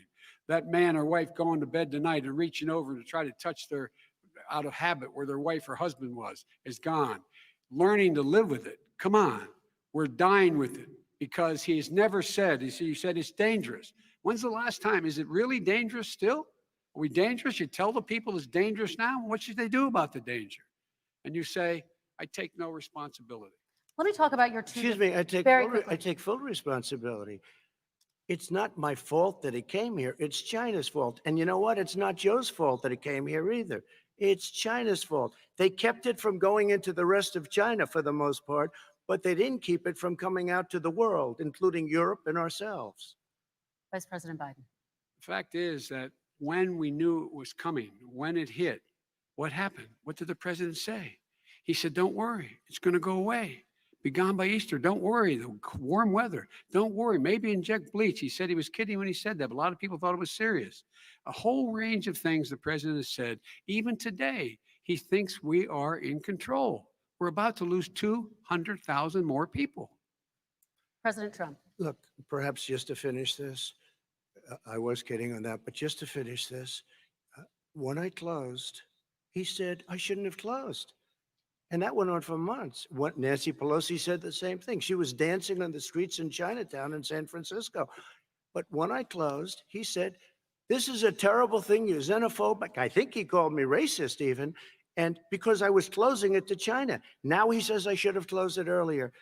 It just, Joe, it doesn't work. I didn't say either of those things. You certainly did. You certainly did. I talked about a xenophobia in a different context. It wasn't about closing the border to Chinese coming to the United States. All right, I want to talk about both of your different strategies to He handling thought this. I shouldn't have closed the border. Well, That's obvious. do you want to respond to that quickly, Vice President No. Biden? Okay. Let's talk about your different strategies toward dealing with this. Mr. Vice President, you suggested you would support new shutdowns if scientists recommended it. What do you say to Americans who are fearful that the cost of shutdowns, the impact on the economy, the higher rates of hunger, depression, domestic and substance abuse outweighs the risk of exposure to the virus? What I would say is I'm going to shut down the virus, not the country. It's his ineptitude that caused the country to have to shut down in large part. Why businesses have gone under, why schools are closed, why so many people have lost their living, and why they're concerned. Those other concerns are real. That's why he should have been, instead of in a sand trap in his golf course, he should have been negotiating with Nancy Pelosi and the rest of the Democrats and Republicans about what to do about the acts they were passing for billions of dollars to make sure people had the capacity. But you haven't ruled out more shutdowns. Well, no, I'm not shutting down the name, but look, you need standards. The standard is if you have a reproduction rate in a community that's above a certain level, everybody says, slow up, more social distancing, do not open bars and do not open gymnasiums, do not open until you get this under control, under more control. But when you do open, give the people the capacity to be able to open and have the capacity to do it safely. For example, schools, they need a lot of money to open. They need to deal with ventilation systems. They need to deal with smaller classes, more teachers, more pods. And he's refused to support that money, or at least up to now. Let's talk about schools. President Well, Trump, I think we have to respond, if I might. please, and then I have a follow-up. Thank you, and I appreciate that. Look, all he does is talk about shutdowns, but forget about him. His Democrat governors, Cuomo in New York, you look at what's going on in California, you look at Pennsylvania, North Carolina, Democrats all, they're shut down so tight and they're dying. They're dying. And he supports all these people. All he talks about is shutdowns. No, we're not going to shut down, and we have to open our schools. And it's like, as an example, I have a young son. He also tested positive. By the time I spoke to the doctor the second time, he was fine. It just went away. Young people, I guess it's their immune system. Let me follow up with you, President Trump. You've demanded schools open in person and insist they can do it safely. But just yesterday, Boston became the latest city to move its public school system entirely online after a coronavirus spike. What is your message to parents who worry that sending their children to school will endanger not only their kids, but also their teachers and families? I want to open the schools. The transmittal rate to the teachers is very small, but I want to open the schools. We have to open our country. We're not going to have a country. You can't do this. We can't keep this country closed. This is a massive country with a massive economy. People are losing their jobs. They're committing suicide. There's depression, alcohol, drugs at a level that nobody's ever seen before. There's abuse, tremendous abuse. We have to open our country. You know, I've said it often, the cure cannot be worse than the problem itself. And that's what's happening. And he wants to close down. He'll close down the country if one person in our massive bureaucracy says we should close it down. Vice President Biden, your response. Simply not true. We ought to be able to walk and chew gum at the same time. We ought to be able to safely open, but would they need resources to open? You need to be able to, for example, if you're going to open a business, have social distancing within the business. You need to have, if you have a restaurant, you need to have plexiglass dividers so people cannot infect one another. You need to be in a position where you can take testing rapidly and know whether a person is in fact infected. You need to be able to trace. You need to be able to provide all the resources that are needed to do this. And that is not inconsistent with saying that what we're going to make sure that we open safely. And by the way, all you teachers out there, not that many of you are going to die, so don't worry about it. Come on. President Trump, let me follow up with you quickly. By the way, I will say this. If you go and look at what's happened to New York, it's a ghost town. It's a ghost town. And when you talk about plexiglass, these are restaurants that are dying. These are businesses with no money. Putting up plexiglass is unbelievably expensive, and it's not the answer. I mean, you're going to sit there in a cubicle wrapped around with plastic. These are businesses that are dying, Joe. You can't do that to people. You just can't. Take a look at New York and what's happened to my wonderful city for so many years. I loved it. It was vibrant. It's dying. Everyone's leaving New York. Take a look at what New York has done in terms of turning the curve down in terms of the number of people dying. And I don't look at this in terms of the way he does. blue states and red states. They're all the United States. And look at the states that are having such a spike in the coronavirus.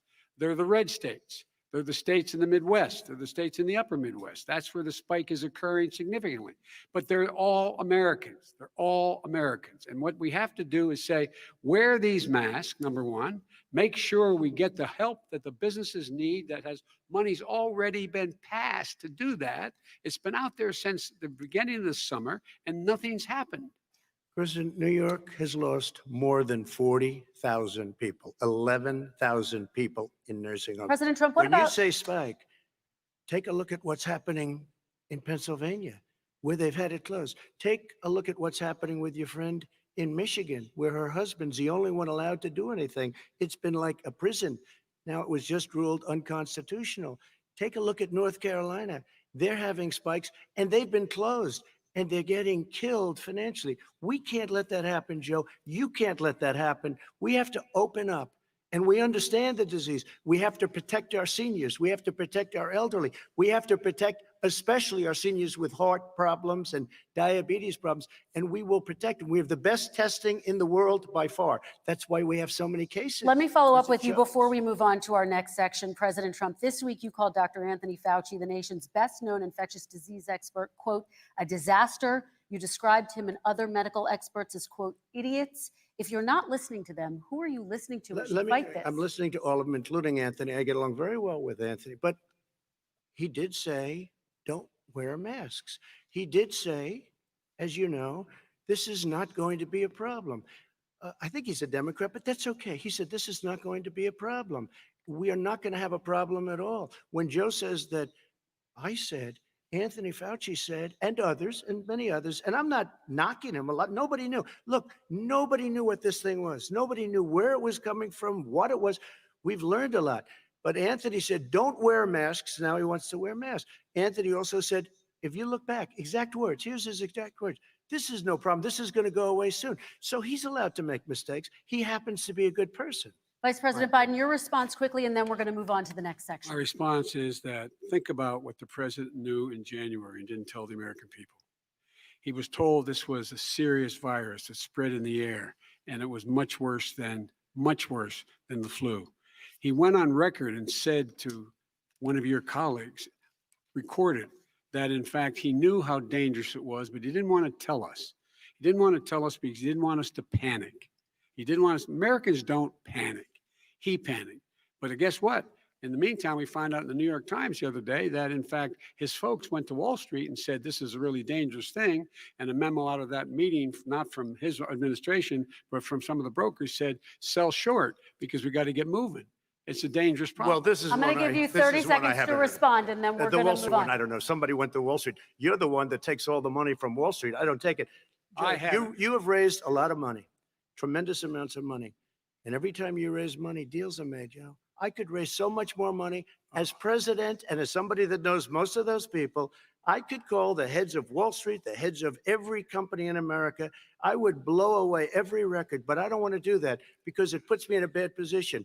And then you bring up Wall Street. You shouldn't be bringing up Wall Street because you're the one that takes the money from Wall Street, not me.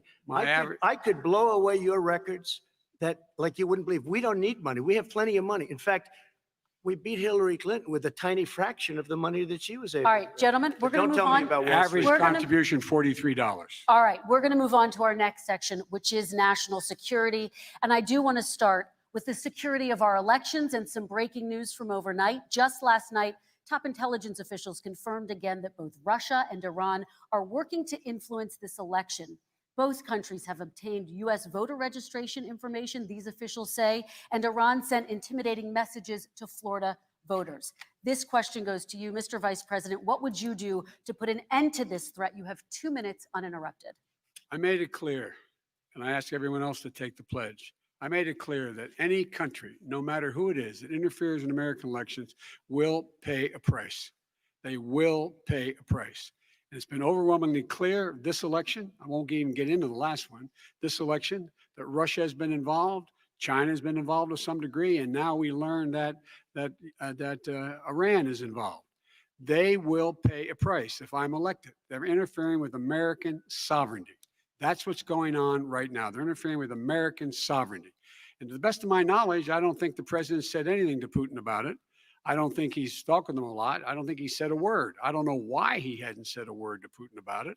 And I don't know what he has recently said, if anything, to the Iranians. My guess is he'd probably be more outspoken with regard to the Iranians. But the point is this, folks. We are in a situation where we have foreign countries trying to interfere in the outcome of our election. His own national security advisor told him that what is happening with his buddy, well, I shouldn't, oh, I will. His buddy, Rudy Giuliani, he's being used as a Russian pawn. He's being fed information that is Russian, that is not true. And then what happens? Nothing happens. And then you find out that everything that's going on here about Russia is wanting to make sure that I do not get elected the next president of the United States because they know I know them and they know me. I don't understand why this president is unwilling to take on Putin when he's actually paying bounties to kill American soldiers in Afghanistan, when he's engaged in activities that are trying to destabilize all of NATO. I don't know why he doesn't do it, but it's worth asking the question. Why isn't that being done? Any country that interferes with us will, in fact, pay a price because they're affecting our sovereignty. President Trump, same question to you. to Let me ask the Yes. question. You're going to have 2 minutes to respond. For 2 elections in a row now, there has been substantial interference from foreign adversaries. What would you do in your next term to put an end to this? 2 minutes uninterrupted. Well, let me respond to the first part as Joe answered. Joe got $3.5 million from Russia, and it came through Putin because he was very friendly with the former mayor of Moscow, and it was the mayor of Moscow's wife. And you got $3.5 million. Your family got $3.5 million. And, you know, someday you're going to have to explain, why did you get 3.5? I never got any money from Russia. I don't get money from Russia. Now, about your thing last night, I knew all about that. And through John Ratcliffe, who is fantastic, DNI, he said, the one thing that's common to both of them, they both want you to lose, because there has been nobody tougher to Russia. Between the sanctions, nobody tougher than me on Russia. Between the sanctions, between all of what I've done with NATO, you know, I've got the NATO countries to put up an extra $130 billion, going to $420 billion a year. That's to guard against Russia. I sold, while he was selling pillows and sheets, I sold tank busters to Ukraine. There has been nobody tougher on Russia than Donald Trump.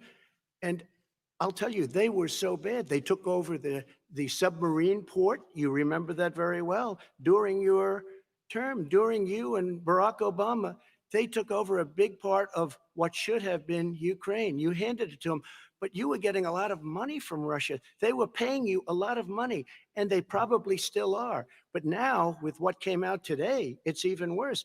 All of the emails, the horrible emails of the kind of money that you were raking in, you and your family. And Joe, you were vice president when some of this was happening, and it should have never happened. And I think you owe an explanation to the American people. Why is it? Somebody just had a news conference a little while ago who was essentially supposed to work with you and your family, but what he said was damning. And regardless of me, I think you have to clean it up and talk to the American people. Maybe you can do it right now. Vice President Biden, you may respond. 30 stay seconds. here. And then I do want to follow up on the election security. I have not taken a penny from any foreign source ever in my life. We learned that this president paid 50 times the tax in China, has a secret bank account with China, does business in China, and in fact is talking about me taking money. I have not taken a single penny from any country whatsoever, ever. Number one. Number two, this is a president, I have released all of my tax returns, 22 years. Go look at them. 22 years of my tax return. You have not released a single solitary year of your tax return. What are you hiding? Why are you unwilling? The foreign countries are paying you a lot. Russia's paying you a lot. China's paying you a lot. And your hotels and all your businesses all around the country, all around the world. And China's building a new road to a new a golf course you have overseas. So what's going on here? Why don't release your tax return or stop talking about corruption? President Trump, your response. First of all, I called my accountants, underwrote it. I'm going to release them as soon as we can. I want to do it, and it'll show how successful, how great this company is. But much more importantly than that, people were saying $750. I asked them a week ago, I said, what did I pay? They said, sir, you prepaid tens of millions of dollars. I prepaid my tax, tens over the last number of years, tens of millions of dollars I prepaid because at some point they think it's an estimate. They think I may have to pay tax. So I already prepaid it. Nobody told me that. Did your accountant Nobody tell you told when you you could that. release Excuse them? me. And it wasn't written whenever they write this. They keep talking about $750, which I think is a filing fee. But let me just tell you, I prepaid millions and millions of dollars in taxes. Number one. Number two, I don't make money from China. You do. I don't make money from Ukraine. You do. I don't make money from Russia. You made $3.5 million, Joe, and your son gave you. They even have a statement that we have to give 10% to the big man. You're the big man, I think. I don't know. Maybe you're not, but you're the big man, I think. Your son said we have to give 10% to the big man. Joe, what's that all about? It's terrible. All right, gentlemen, I want to It's, ask you both some questions I have to about all of this, respond to but that. I'm going to let you both respond very quickly. You just said you spoke to your accountant Yes. about potentially releasing your taxes. Did he tell you when you can release them? Do you As have soon a as the audit is deadline for finished, when you're going to release them I to the get American treated people? worse than the Tea Party got treated. But Because you I have a don't lot have of a time. people in there, Okay. deep down in the IRS, they treat me horribly. We made a deal, it was all settled until I decide to run for president. I get treated very badly by the IRS, very unfairly. But we had a deal all done. As soon as we're completed with the deal, I want to release it. But I have paid millions and millions of dollars, and it's worse than paying. I paid in advance. It's called prepaying your taxes. I paid in advance. I want to ask you Yep. both about questions regarding your potential foreign entanglements and questions that have been raised to give you both a chance Some to point talk I'll about respond this to more this. broadly. Respond very quickly, and then I'll get to my question. Why did he's been saying this for 4 years? Show us. Just show us. Stop playing around. You've been saying for 4 years Everybody you're going to knows release it. your taxes. Nobody knows it, Mr. President. What they do Okay. know is you're not paying your taxes, or you're paying taxes that are so low. When last time he said what he paid, he said, I only pay that little because I'm smart. I know how to game the system. Come on. Come on, folks. Very So quickly, President Trump, and then I want to get to two questions to both of you Sure. on this. I was put through a phony witch hunt for 3 years. It started before I even got elected. They spied on my campaign. No president should ever have to go through what I went through. Let me just say this. Mueller and 18 angry Democrats and FBI agents all over the place spent $48 million. They went through everything I had, including my tax returns, and they found absolutely no collusion and nothing wrong. 48 million. I guarantee you, if I spent 1 million on you, Joe, I could find plenty wrong, because All the right. kind of things that you've done and the kind of monies that your family has taken. I mean, your brother made money in Iraq, Let me, millions of dollars. Your other brother made a fortune, and it's all through you, Joe. And they say you get some of it, and you do live very well. You have houses all over the place. You live very well. all right, gentlemen, let me just ask Oh, some man. questions about all of this broadly. Vice President Biden, there have been questions about the work your son has done in China and for a Ukrainian energy company when you were vice president. In retrospect, was anything about those relationships inappropriate or unethical? Nothing was unethical. Here's what the deal. With regard to Ukraine, we had this whole question about whether or not, because he was on the board, I later learned of a Burisma, a company, that somehow I had done something wrong.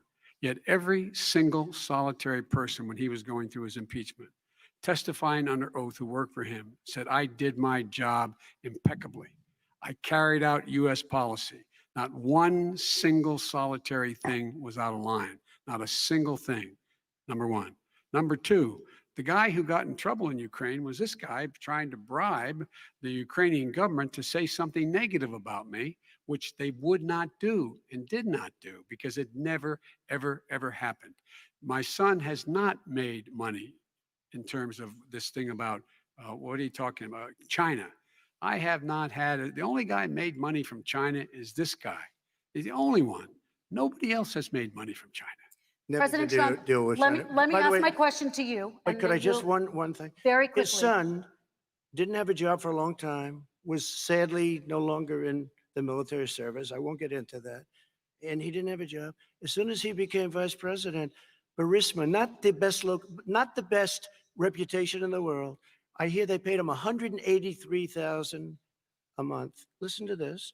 183, and they gave him a $3 million upfront payment. All right. And he had no energy I'm going to let the experience. Vice President That's respond to that quickly, and 100% then I need to get to a dishonest. question to you. Very No quickly, Mr. basis for Vice that. Everybody investigated that. No one said anything he did was wrong in Ukraine.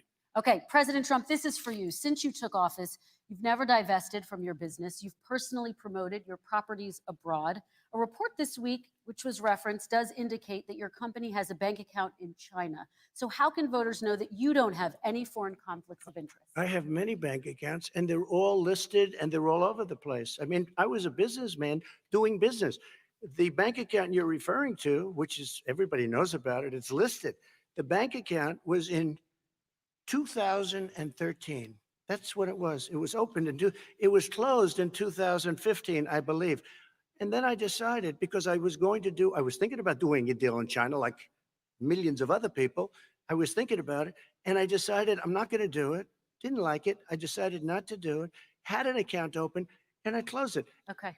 Excuse me. And then, unlike him, where he's vice president and he does business, I then decided to run for president after that. That was before. So I closed it before I even ran for president, let alone became president.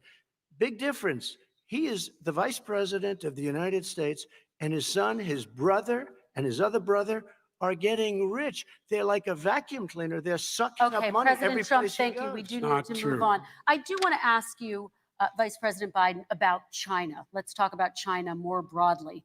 There have, of course, President Trump has said that they should pay for not being fully transparent in regards to the coronavirus. If you were president, would you make China pay? And please be specific. What would that look like? What I'd make China do is play by the international rules, not like he has done. He has caused the deficit of China to go up, not down, with China, up, not down. We are making sure that in order to do business in China, you have to give all your intellectual property. You have to have a partner in China. It's 51%. We would not do that at all, number one. Number two, we're in a situation where China would have to play by the rules internationally as well. When I met with Xi, when I was still vice president, he said we're setting up air identification zones in the South China Sea. You can't fly through them. I said we're going to fly through them. We just flew B-52, B-1 bombers through it. We're not going to pay attention. They have to play by the rules. And what's he do? He embraces guys like the thugs, like in North Korea and the Chinese president and Putin and others, and he pokes his finger in the eye of all of our friends, all of our allies. We make up we're 25% of the world's economy. We need to be having the rest of our friends with us saying to China, these are the rules. You play by them or you're going to pay the price for not paying by them economically. That's the way I will run it. And that's what we did in upholding steel tariffs and a range of other things when we were president and vice president. All right, let's talk about North Korea. Excuse me, no, I have to Yes. respond to that. Okay, very quickly, and then My we're son going to move walked on out to with North $1.5 billion Korea. from China to Not manage after true. spending 10 minutes in office and being in Air Force Two, number one. Number two, there's a very strong email talking about your family wanting to make $10 million a year for introductions. President Trump, on China policy, true. though, what No, but wait a specifically are minute. you going to do? What specifically are you going to do to make China pay? You've said you're going First to of make them all, pay. China is paying. They're paying billions and billions of dollars. I just gave New $28 billion. sanctions? New Kristen. sanctions? I just gave $28 billion to our farmers. Taxpayers' China, money. It's what? Taxpayers' money. Didn't come from Yeah, China. you know who the taxpayer is? It's called China. China Not paid true. $28 billion, and you know what they did to pay it, Joe? They devalued their currency, and they also paid up. And you know who got the money? Our farmers, our great farmers, because they were targeted.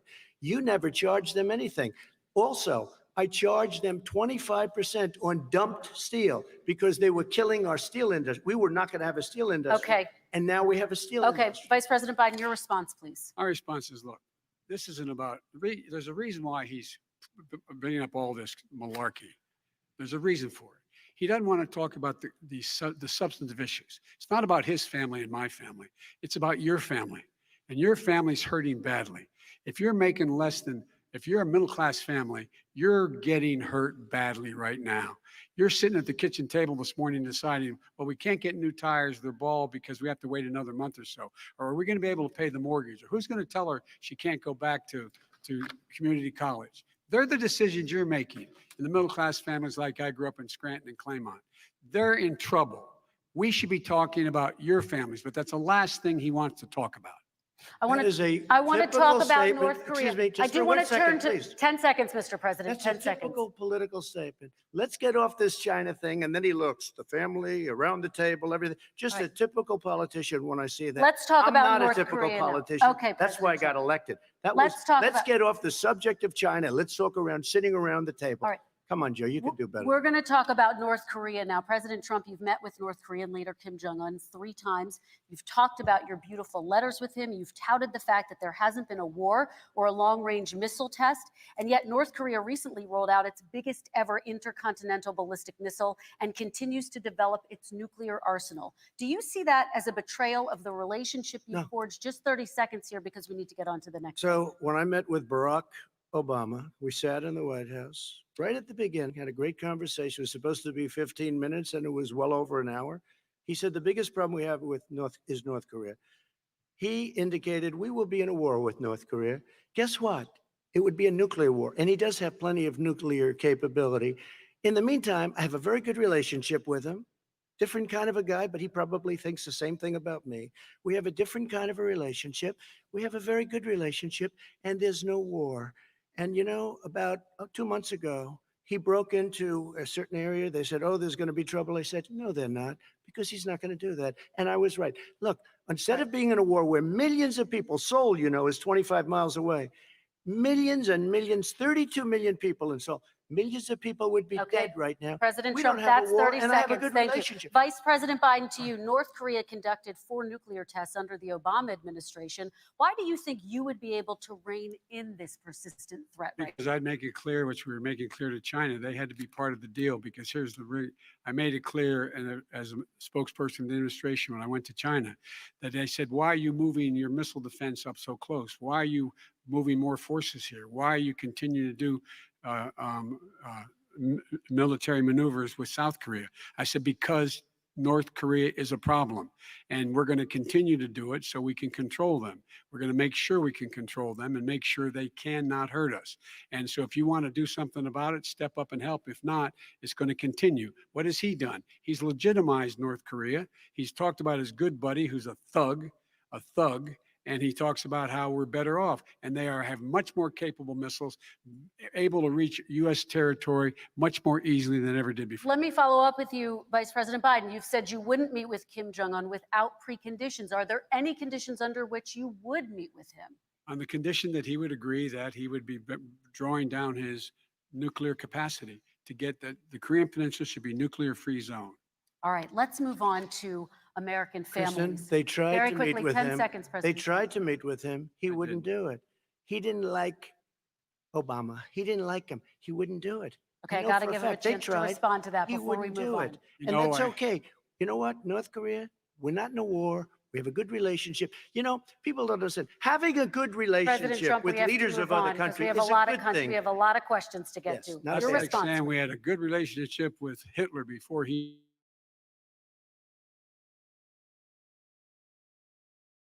in fact, President Obama, because President Obama said, we're going to talk about denuclearization. We're not going to legitimize you. And we're going to continue to put stronger and stronger sanctions on you. That's why he wouldn't meet with us. All right, And let's it didn't move happen. on. Let's Excuse move on me. and talk about He left American me a families. mess, Kristen. President Trump, okay, we do They need to move left on. me a mess. North Korea was a mess. We And need in to fact, move if on you so that remember we the can first get to all 2 or of our 3 other months, questions tonight, there was a President very Trump. dangerous period in my first 3 months before we sort of worked things out a little bit. Okay. There was a they left us a mess. And Obama would be, I think, the first to say it was the single biggest problem he thought that our country. Okay, let's move on to American families and the economy. One of the issues that's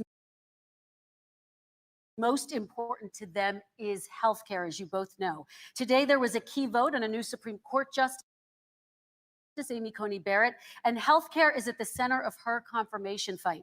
Over 20 million Americans get their health insurance through the Affordable Care Act. It's headed to the Supreme Court, and your administration, Mr. President, is advocating for the court to overturn it. If the Supreme Court does overturn that law, those 20 million Americans could lose their health insurance almost overnight. So what would you do if those people have their health insurance taken away? You have 2 minutes uninterrupted. First of all, I've already done something that nobody thought was possible. through the legislature, I terminated the individual mandate. That is the worst part of Obamacare, as we call it. The individual mandate where you have to pay a fortune for the privilege of not having to pay for bad health insurance. I terminated. It's gone. Now it's in court because Obamacare is no good. But then I made a decision, run it as well as you can to my people, great people. Run it as well as you can. I could have gone the other route and made everybody very unhappy. They ran it. Premiums are down. Everything's down. Here's the problem. No matter how well you run it, it's no good. What we'd like to do is terminate it. We have the individual mandate done. I don't know that it's going to work. If we don't win, we will have to run it and we'll have Obamacare, but it'll be better run. But it no longer is Obamacare because without the individual mandate, it's much different. Pre-existing conditions will always stay. What I would like to do is a much better healthcare, much better, will always protect people with pre-existing. So I'd like to terminate Obamacare, come up with a brand new, beautiful healthcare. The Democrats will do it because there'll be tremendous pressure on them, and we might even have the House by that time. And I think we're going to win the House, okay? You'll see, but I think we're going to win the House. But come up with a better healthcare, always protecting people with pre-existing conditions. And one thing very important, we have 180 million people out there that have great private healthcare. Far more than we're talking about with Obamacare. Joe Biden is going to terminate all of those policies. These are people that love their health care, people that have been successful, middle-income people, been successful. They have 180 million plans, 180 million people, families, under what he wants to do, which will basically be socialized medicine. He won't even have a choice. They want to terminate 180 million plans. We have done an incredible job on health care. And we're going to do even better. Okay, Let me Vice respond. President Biden, yes, this is for you. Your healthcare plan calls for building on Obamacare. So my question is, what is your plan if the law is ruled unconstitutional by the Supreme Court? You have 2 minutes uninterrupted. What I'm going to do is pass Obamacare with a public option, become Biden care. The public option is an option that says that if you, in fact, do not have the wherewithal to be, if you qualify for Medicaid and you do not have the wherewithal in your state to get Medicaid, you automatically are enrolled, providing competition for insurance companies.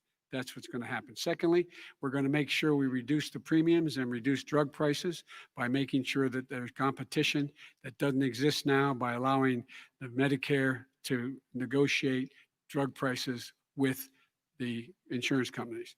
Thirdly, the idea that I want to eliminate private insurance, the reason why I had such a fight with 20 candidates for the nomination was I support private insurance. That's why I didn't, not one single person with private insurance would lose their insurance under my plan, nor did they under Obamacare. They did not lose their insurance unless they chose they wanted to go to something else. Lastly, we're going to make sure we're in a situation that we actually protect pre-existing. There's no way he can protect pre-existing conditions. None, zero. You can't do it in the ether. He's been talking about this for a long time.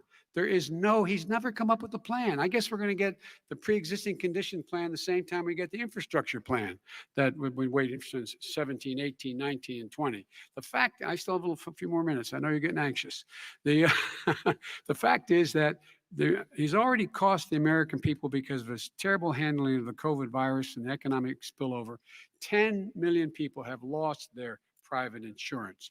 And he wants to take away 22 million more people who have it under Obamacare, and over 110 million people with pre-existing conditions. And all the people from COVID are going to have pre-existing conditions. What are they going to do? I have a follow-up for you, Vice President Biden. It relates to something that President Trump said. He's accusing you of wanting socialized medicine. What do you say to people who have concerns that your health care plan, which includes a government insurance option, takes the country one step closer to a health care system run entirely by the government? What's your response to It's them? ridiculous. It's like saying that, we're the idea that the fact that there's a public option that people can choose, that makes it a socialist plan. Look, the difference between the president, I think healthcare is not a privilege, it's a right.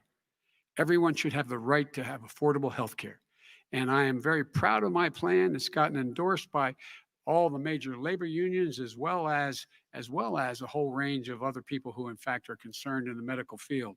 This is something that's going to save people's lives, and this is going to give some people an opportunity an opportunity to have health care for their children. How many of you home are worried and rolling around in bed tonight wondering what in God's name you're going to do if you get sick?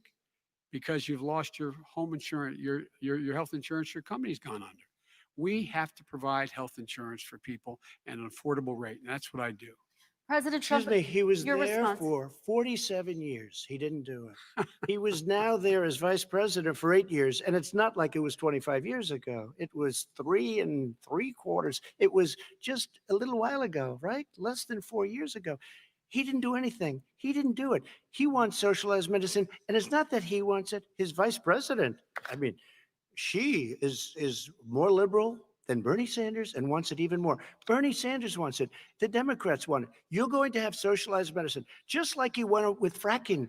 We're not going to have fracking. We're going to stop fracking. We're going to stop fracking. Then he goes to Pennsylvania after he gets a nomination, where he got very lucky to get it. And he goes to Pennsylvania and he says, oh, we're going to have fracking.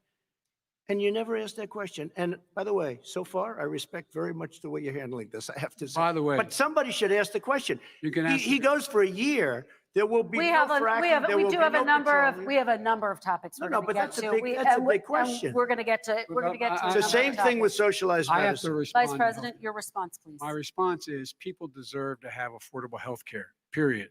Period, period, period. And the Biden care proposal will, in fact, provide for that affordable health care, lower premiums. What we're going to do is going to cost some money. It's going to cost over $750 billion over 10 years to do it.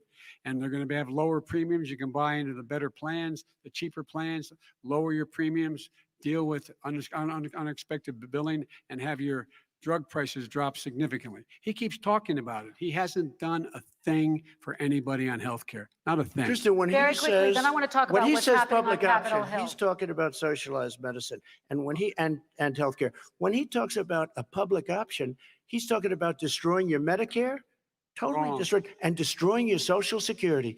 And this whole country will come down. You know, Bernie Sanders tried it in Bernie. his state. He tried it in his state. His governor was a very liberal governor. They wanted to make it work. Okay, It- let's it was let Vice President impossible Biden to work. respond. It doesn't Vice work. President He's Biden, a very your confused response. guy. He thinks he's running against somebody else. He's running against Joe Biden. I beat all those other people because I disagreed with them. Joe Biden he's running against. And the idea that we're in a situation that they're going to destroy Medicare, this is the guy that the actuary at Medicare said, if in fact, at Social Security, if in fact he continues to withhold his plan to withhold the tax on Social Security, Social Security will be bankrupt by 2023 with no way to make up for it. This is the guy who's tried to cut Medicare. So no, I mean, the idea that Donald Trump is lecturing me on Social Security and Medicare, come on. He tried to get 10 rid of, seconds, he Mr. tried to President, hurt and then I Social have to go to Security another years question. ago. Years ago. Go back and look at the records. He tried to hurt Social Security years ago. All One right, thing, let's move but on. this I'm is going to the move guy on. that when they Mr. announced President, I have to last move week, on to the next question. they said or the else stock we're not market gonna have will time to boom talk about it. if I'm elected. If he's elected, the stock market will crash. Okay, let's biggest move on to the analysts are next saying that. question. Let me respond. Very quickly. Look, the idea that the stock market is booming is his only measure of what's happening. Where I come from in Scranton and Claymont, the people don't live off of the stock market. Just in the last three years during this crisis, the billionaires in this country made, according to the Wall Street, $700 billion more dollars. $700 billion more dollars, because that's his only measure. What happens to the ordinary people out there?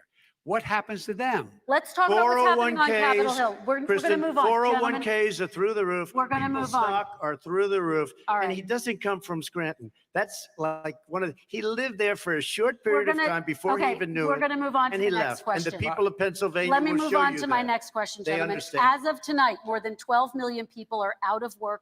And as of tonight, 8 million more Americans have fallen into poverty, and more families are going hungry every day. Those hit hardest are women and people of color. They see Washington fighting over a relief bill.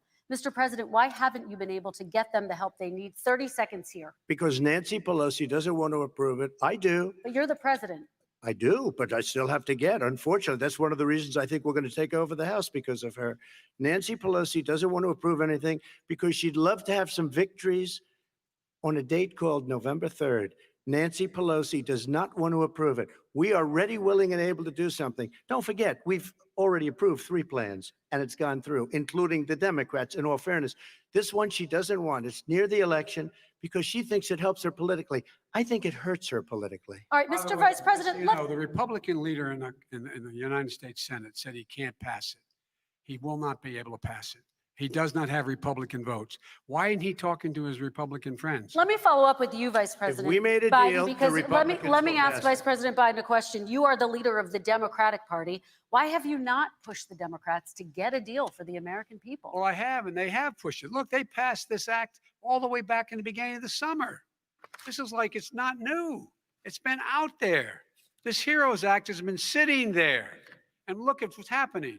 When I was in charge of the Recovery Act with $800 billion, I was able to get $145 billion to local communities that have to balance their budgets and states that have to balance their budgets. So then have to fire firefighters, teachers, first responders, law enforcement officers, so they could keep their cities and counties running. He will not support that. They have not done a thing for them. And Mitch McConnell said, let them go bankrupt. Let them go bankrupt. Come on. What's the matter The with bill these that was guys? passed in the House was a bailout of badly run, high crime, Democrat, all run by Democrats, cities and states. It was a way of getting a lot of money, billions and billions of dollars to these kids. It was also a way of getting a lot of money from our people's pockets to people that come into our country illegally. We were going to take care of everything for them. And what that does, and I'd love to do that, I'd love to help them, but what that does, everybody all over the world will start pouring into our country. We can't do it. This was a way of taking care of them. This was a way of spending on things that had nothing to do with COVID, as per your question. But it was really a big bailout for badly run Democrat cities and states. All By right, the I way, want if to. I get elected, I'm running as a proud Democrat, but I'm going to be an American president. I don't see red states and blue states. What I see is American, United States. And folks, every single state out there finds themselves in trouble. They're going to start laying off, whether they're red or blue, cops, firefighters, first responders, because teachers, because they have to balance their budget. And the founders were smart. They allowed the federal government to deficit spend to compensate for the United States of America. I want to talk about the minimum wage, gentlemen. Mr. Vice President, we are talking a lot about struggling small businesses Yes. and business owners these days. Do you think this is the right time to ask them to raise the minimum wage? You, of course, support a $15 federal minimum I wage. do, because I think one of the things we're going to have to do is we're going to have to bail them out too. We should be bailing them out now, those small businesses. You got 1 in 6 of them going under. They're not going to be able to make it back. They passed a package that allows us to be able to call PPP. Money is supposed to go to help them do everything from organize how they can deal with their businesses being open safely. Schools, how they can make classrooms smaller, how they can hire more teachers, how they can put ventilation systems in. They need the help. The businesses as well as the schools need the help. But these guys will not help them. Is not giving them any of the money. We are going to move on to Excuse me, immigration, one thing very but I quickly, want he to said get we your have to help our reaction. small businesses by raising the minimum wage. That's not helping. I think it should be a state option. Alabama is different than New York.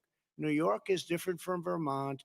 Every state is different. It should be a state option. You said very we have recently. to help. It's very important. We have to help our small businesses. You How said- are you helping your small businesses when you're forcing wages? What's going to happen, and what's been proven to happen, is when you do that, these small businesses fire many of their employees. You said very Not true, recently you would by the way. consider raising the federal Say minimum it. wage to $15 Say an it. hour. You said recently you would consider raising the federal minimum wage to What I $15 an hour. really Is that like, still the case? and I would consider it to an extent, but In a what I second really like, administration?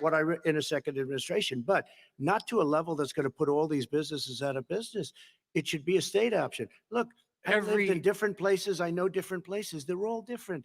Some places, $15 is not so bad. In other places, other states, $15 would be Okay, President Trump, ruinous. thank you. Quick response, Vice President Biden. 2 jobs, 1 job, be below poverty. People are making $6, $7, $8 an hour. These first responders, we all clap for as they come down the street because they've allowed us to make it. What's happening? They deserve a minimum wage of $15.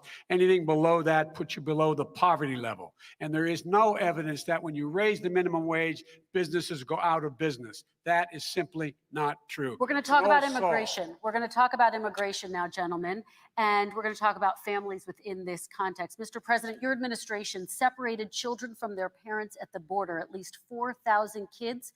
You've since reversed your zero tolerance policy, but the United States can't locate the parents of more than 500 children. So how will these families ever be reunited?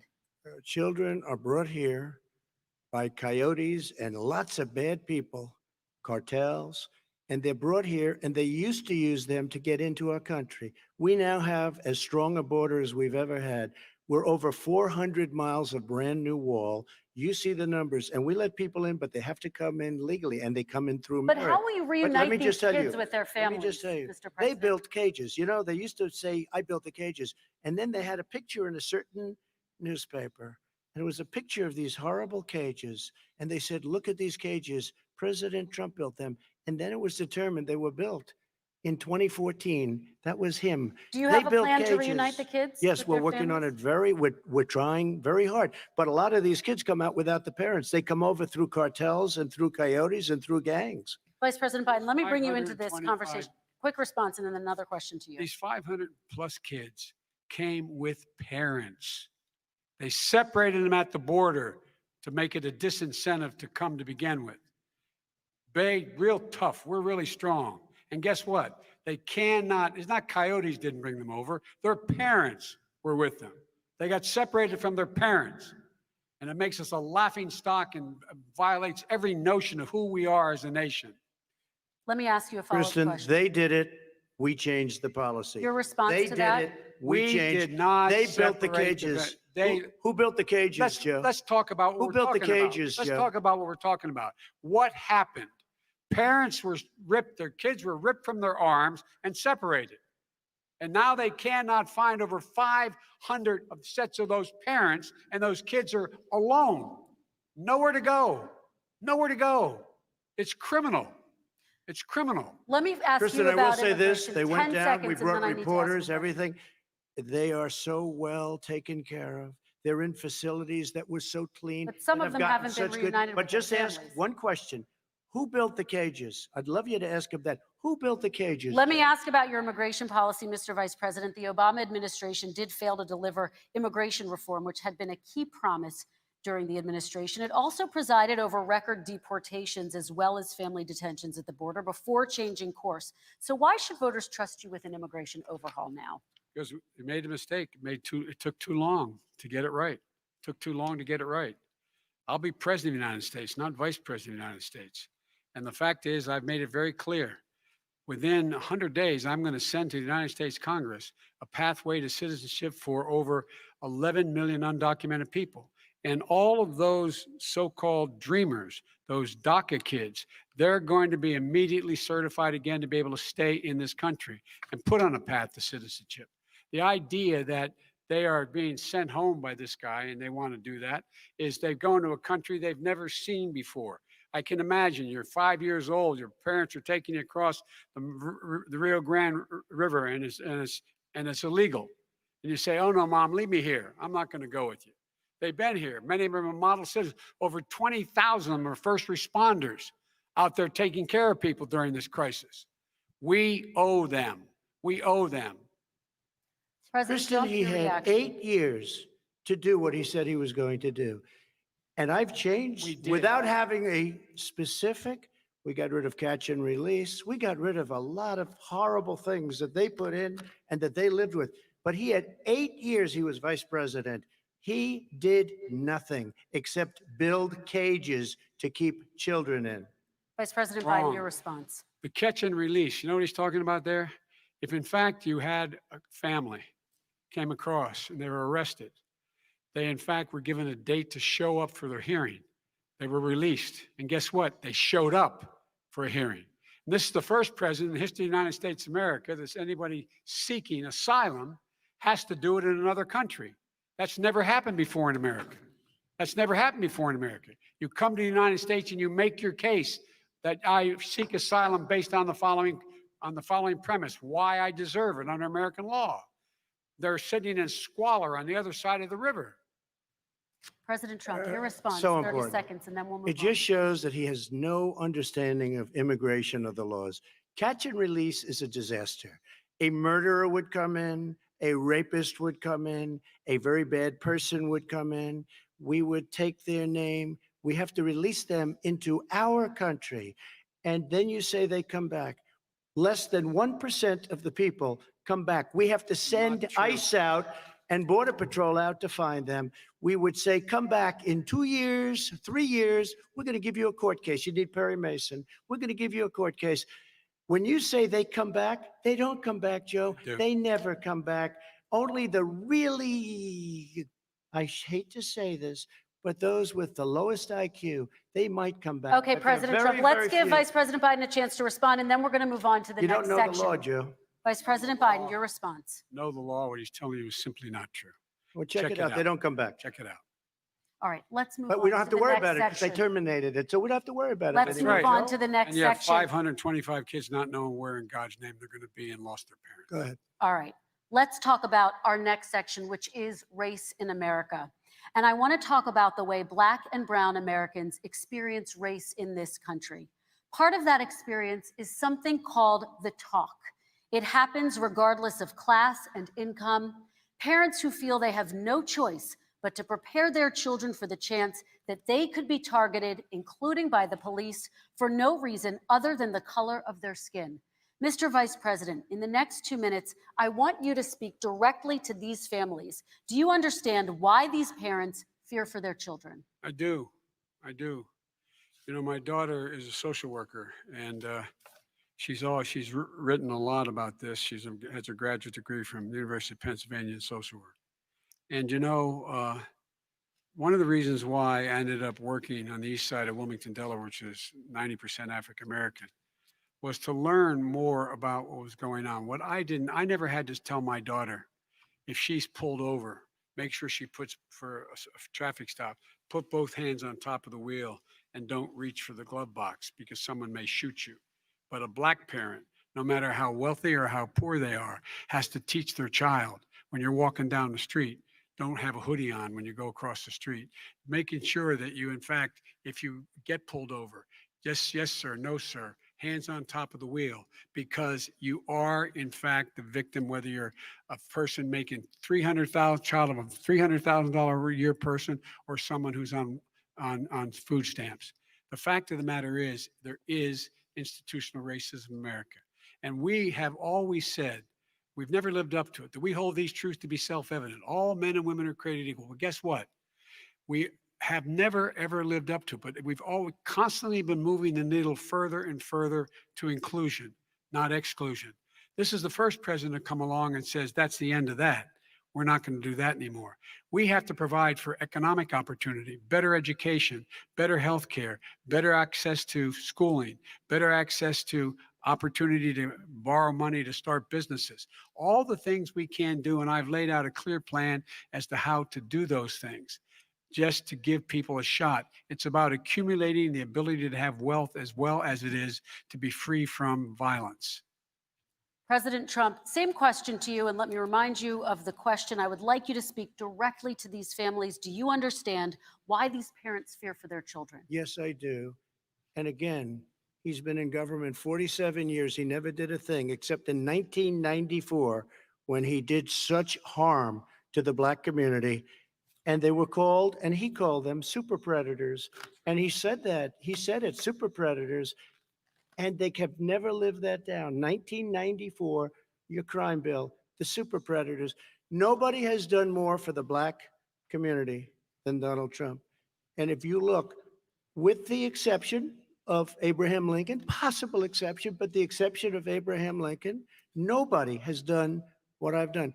Criminal justice reform, Obama and Joe didn't do it. I don't even think they tried because they had no chance at doing it.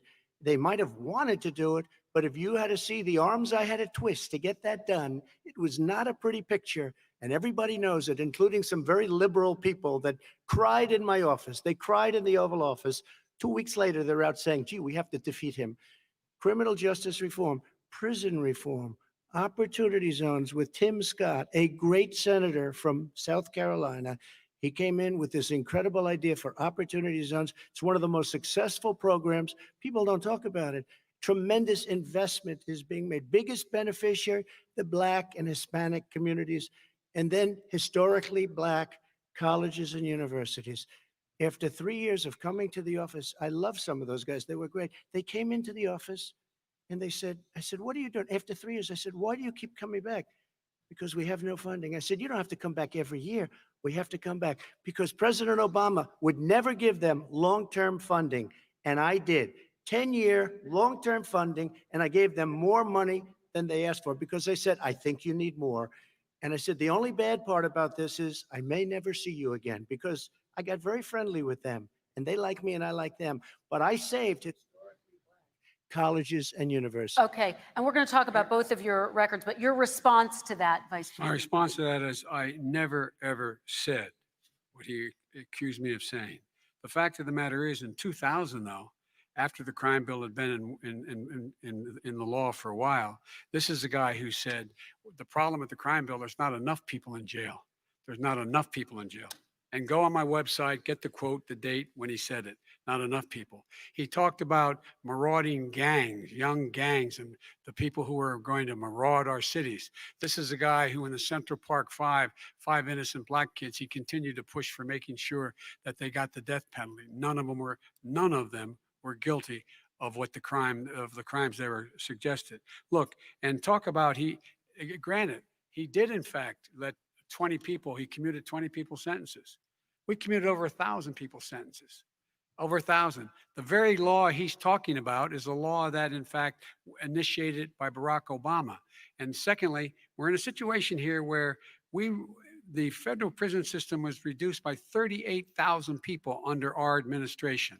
And one of these things we should be doing, there should be no minimum mandatories in the law.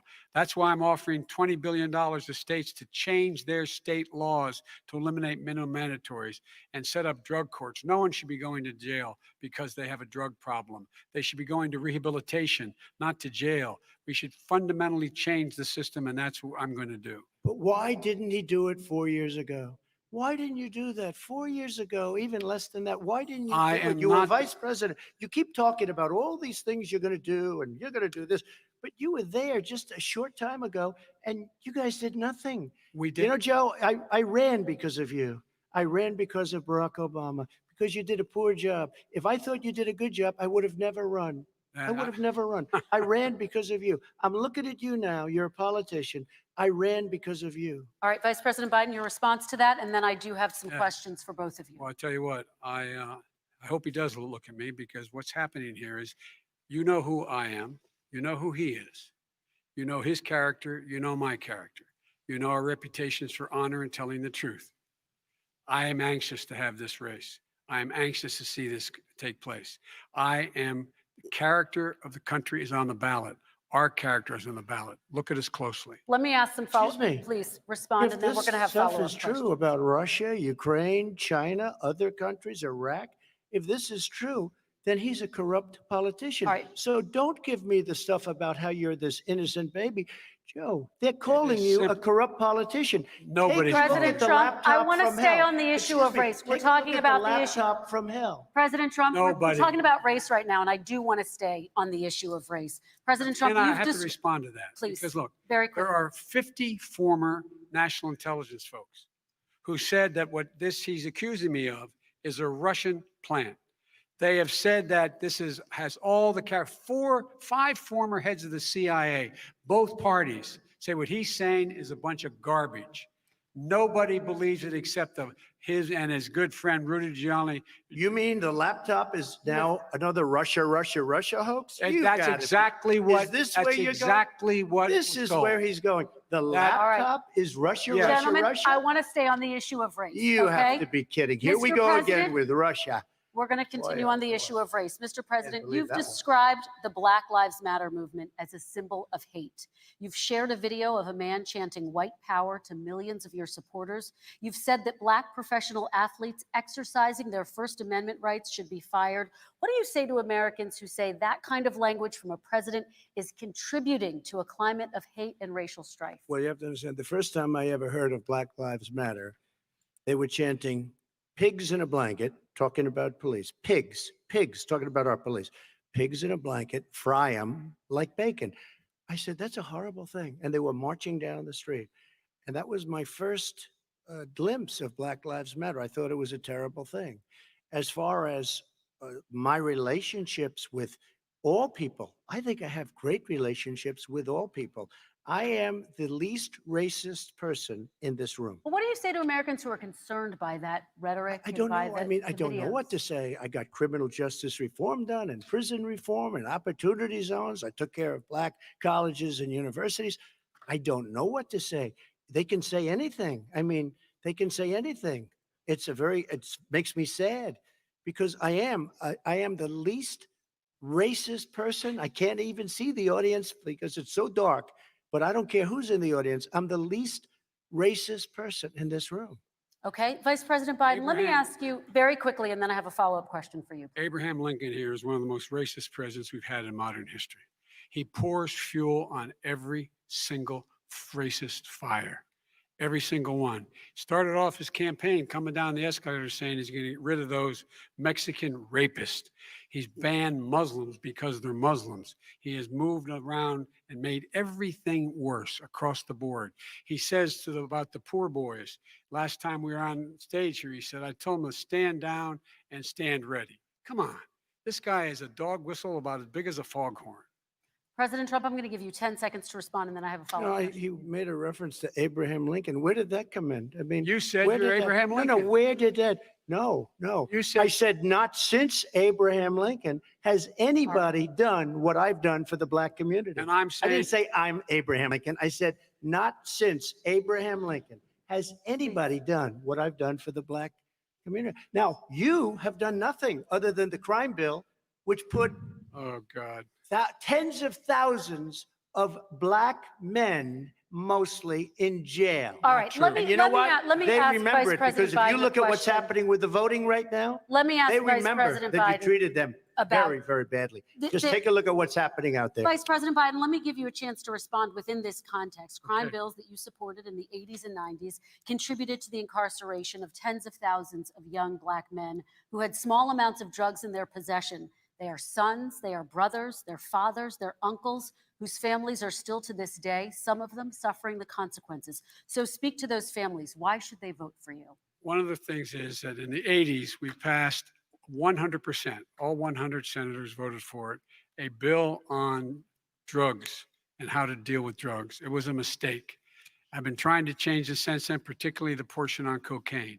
That's why I've been arguing that, in fact, we should not send anyone to jail for a pure drug offense. They should be going into treatment across the board. That's what we should be spending money. That's why I set up drug courts, which were never funded by our Republican friends. They should not be going to jail for a drug or an alcohol problem. They should be going into treatment. That's what we've been trying to do. That's what I'm going to get done because I think maybe the American people have now seen that, in fact, it was a mistake to pass those laws relating to drug, but they were not in the crime bill. But Okay, why so- didn't he get it done? See, it's all talk, no action with these politicians. Why didn't he get it done? That's what I'm going to do when I become president. You were vice president along with Obama as your president, your leader, for 8 years. Why didn't you get it done? You had 8 years to get it done. Now you're saying you're going to get it done because you're all talk and no action, Jim. We got a Your lot of response. it done. We released You didn't get 38,000. We anything got done. 38,000 prisoners left from the You got out- nothing done. 38,000 prisoners were released from federal prison. There were over 1,000 people who were given clemency. In fact, we're the ones that put in the legislation saying we could look at pattern and practice of police departments and what they were doing, how they were conducting themselves. I could go on, but we began the process. We lost an election. That's why I'm running to win back that election and change his terrible policy. I Quick just response, asked, and then we're I gonna just move asked on to one climate question. change. Why didn't you do it in the 8 years, a short time ago? Why didn't you do it? You just said, I'm going to do that. I'm going to do this. You put tens Because- of thousands of mostly Black young men in prison. Now you're saying you're going to undo that. Why didn't you get it done? You had 8 years with Obama. You know why, Because- Joe? Because you're all talk and no action. All right, Vice President Because Biden, we and have then we're going to move on to the next section. We had a Republican Congress. That's the answer. Well, Okay. you got to talk them into it, Joe. All right. Sometimes you got to talk them into it. We're going to move on to our next section, Like I which did is with criminal climate justice change. reform. I had Okay. to talk Democrats into it. Gentlemen, You we're, did we're- what we we're running out already of done. time, so we got to get on to Okay. climate change, please. You both have very different visions on climate change. President Trump, you say that environmental regulations have hurt jobs in the energy sector. Vice President Biden, you have said you see addressing climate change as an opportunity to create new jobs. For each of you, how would you both combat climate change and support job growth at the same time? Starting with you, President Trump, you have 2 minutes uninterrupted. So we have the Trillion Trees program. We have so many different programs. I do love the environment, but what I want is the cleanest, crystal clear water, the cleanest air. We have the best, lowest number in carbon emissions, which is a big standard that I notice Obama goes with all the time. Not Joe. I haven't heard Joe use the term because I'm not sure he knows what it represents or means, but I have heard Obama use it. And we have the best carbon emission numbers that we've had in 35 years under this administration. We are working so well with industry, but here's what we can't do. Look at China, how filthy it is. Look at Russia. Look at India. It's filthy. The air is filthy.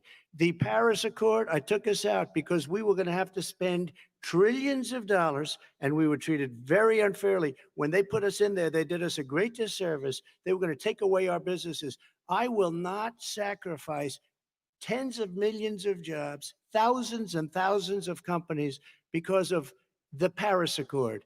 It was so unfair. China doesn't kick in until 2030. Russia goes back to a low standard, and we kicked in right away. It would have destroyed our businesses. So, you ready? We have done an incredible job environmentally.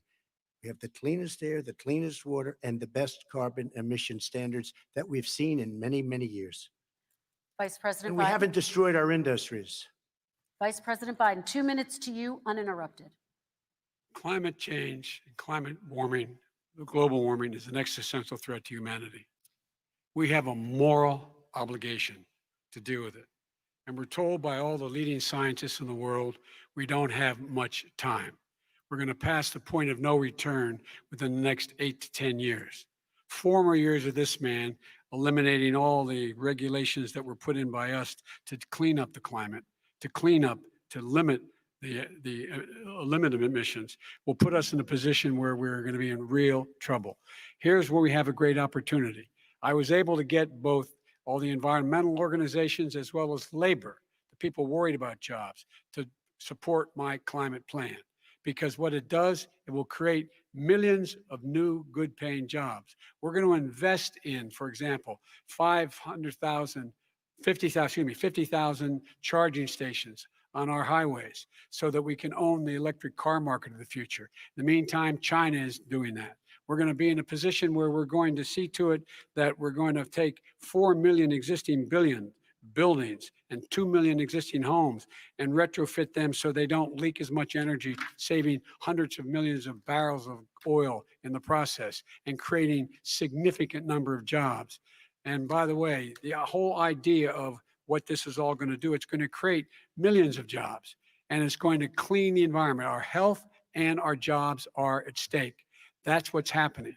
And what right now, by the way, Wall Street firms indicated that my plan will in fact create 18.6 million jobs, 7 million more than his. This is from Wall Street. And I'll create $1 trillion more in economic growth than his proposal does. Not on climate, just on the economy. President Trump, you're They came out and said very strongly, $6,500 will be taken away from families under his plan, that his plan is an economic disaster. If you look at what he wants to do, if you look at his plan, his Nothing to do with environmental climate. plan, you know who developed it? AOC +3. They know nothing about the climate. I mean, she's got a good line of stuff, but she knows nothing about the climate. And they're all hopping through hoops for AOC +3. Look, their real plan cost $100 trillion. If we had the best year in the history of our country for 100 years, we would not even come close to a number like that. When he says buildings, they want to take buildings down because they want to make bigger windows into smaller windows. As far as they're concerned, if you had no window, it would be a lovely thing. This is the craziest plan that anybody has ever seen. And this wasn't done by smart people. This wasn't done by anybody. Frankly, I don't even know how it can be good All right. politically. They want to spend $100 trillion. That's their real number. He's trying to say it was 6. It's $100 trillion. They want to knock down buildings and build new buildings with little, tiny, small windows. I mean, and many other things. Okay. And many other things. Let me have the Vice President It respond, is and we're running out of crazy. time, and we have a lot And more you'll questions to destroy get our to. So country. let's hear from the Vice President. I have a number more I questions. don't know where he comes from. I don't know where he comes up with these numbers. Queens. $100 trillion. Give me a break. This plan was, this is plans endorsed by every major environmental group and every labor group, because they know the future lies. The future lies in us being able to breathe, and they know there are good jobs in getting us there. And by the way, the fastest growing industry in America is solar energy and wind. He thinks wind causes cancer, windmills. It's the fastest growing jobs, and they pay good prevailing wages, $45, $50 an hour. We can grow and we can be cleaner if we go the route I'm proposing. President Trump, Excuse me. please We are respond, and then I have some We are follow-ups. energy independent for the first time. We don't need all of these countries that we had to fight war over because we needed their energy. We are energy independent. I know more about wind than you do. It's extremely expensive, kills all the birds. It's very intermittent. It's got a lot of problems. And they happen to make the windmills in both Germany and China. And the fumes coming up, if you're a believer in carbon emission, the fumes coming up to make these massive windmills is more than anything that we're talking about with natural gas, which is very clean. One other thing. Find me a Solar. scientist that said that. I love solar, but solar doesn't quite have it yet. It's not powerful yet to really run our big, beautiful factories that we need to compete with the world. So False. it's all a pipe dream. But you know what we'll do?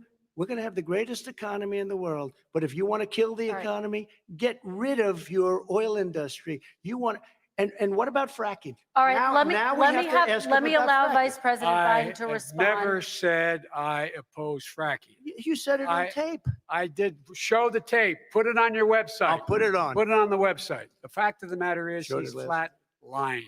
Would you Flat- rule out banning fracking? I do rule out banning fracking because the answer, we need other industries to transition to get to ultimately a complete zero emissions by 2025. What I will do with fracking over time is make sure that we can capture the emissions from the fracking, capture the emissions from gas. We can do that, and we can do that by investing money and doing it, but it's a transition to that. I have one more question in this pod, and then Excuse me, we have. he was against fracking. He said it. I will show that to you tomorrow. I Good. am against fracking. Until he got the nomination, went to Pennsylvania, then he said, but you know what, Pennsylvania? He'll be against it very soon because his party is totally against it. Fracking on federal land, I said. No fracking You and said or frack. oil You on didn't say federal Let land. me ask this I final did. question in this section, and then I want to move on to our final section. President Trump, people of color are much more likely to live near oil refineries and chemical plants. In Texas, there are families who worry the plants near them are making them sick. Your administration has rolled back regulations on these kinds of facilities. Why should these families give you another 4 years in office? The families that we're talking about are employed heavily and they're making a lot of money, more money than they've ever made. If you look at the kind of numbers that we produce for Hispanic, for Black, for Asian, it's 9 times greater, the percentage gain, than it was in 3 years, than it was under 8 years of the 2 of them, to put it nicely. 9 times more. Now, somebody lives, I have not heard the numbers or the statistics that you're saying, but they're making a tremendous amount of money economically. We saved it. And I saved it again a number of months ago when oil was crashing because of the pandemic.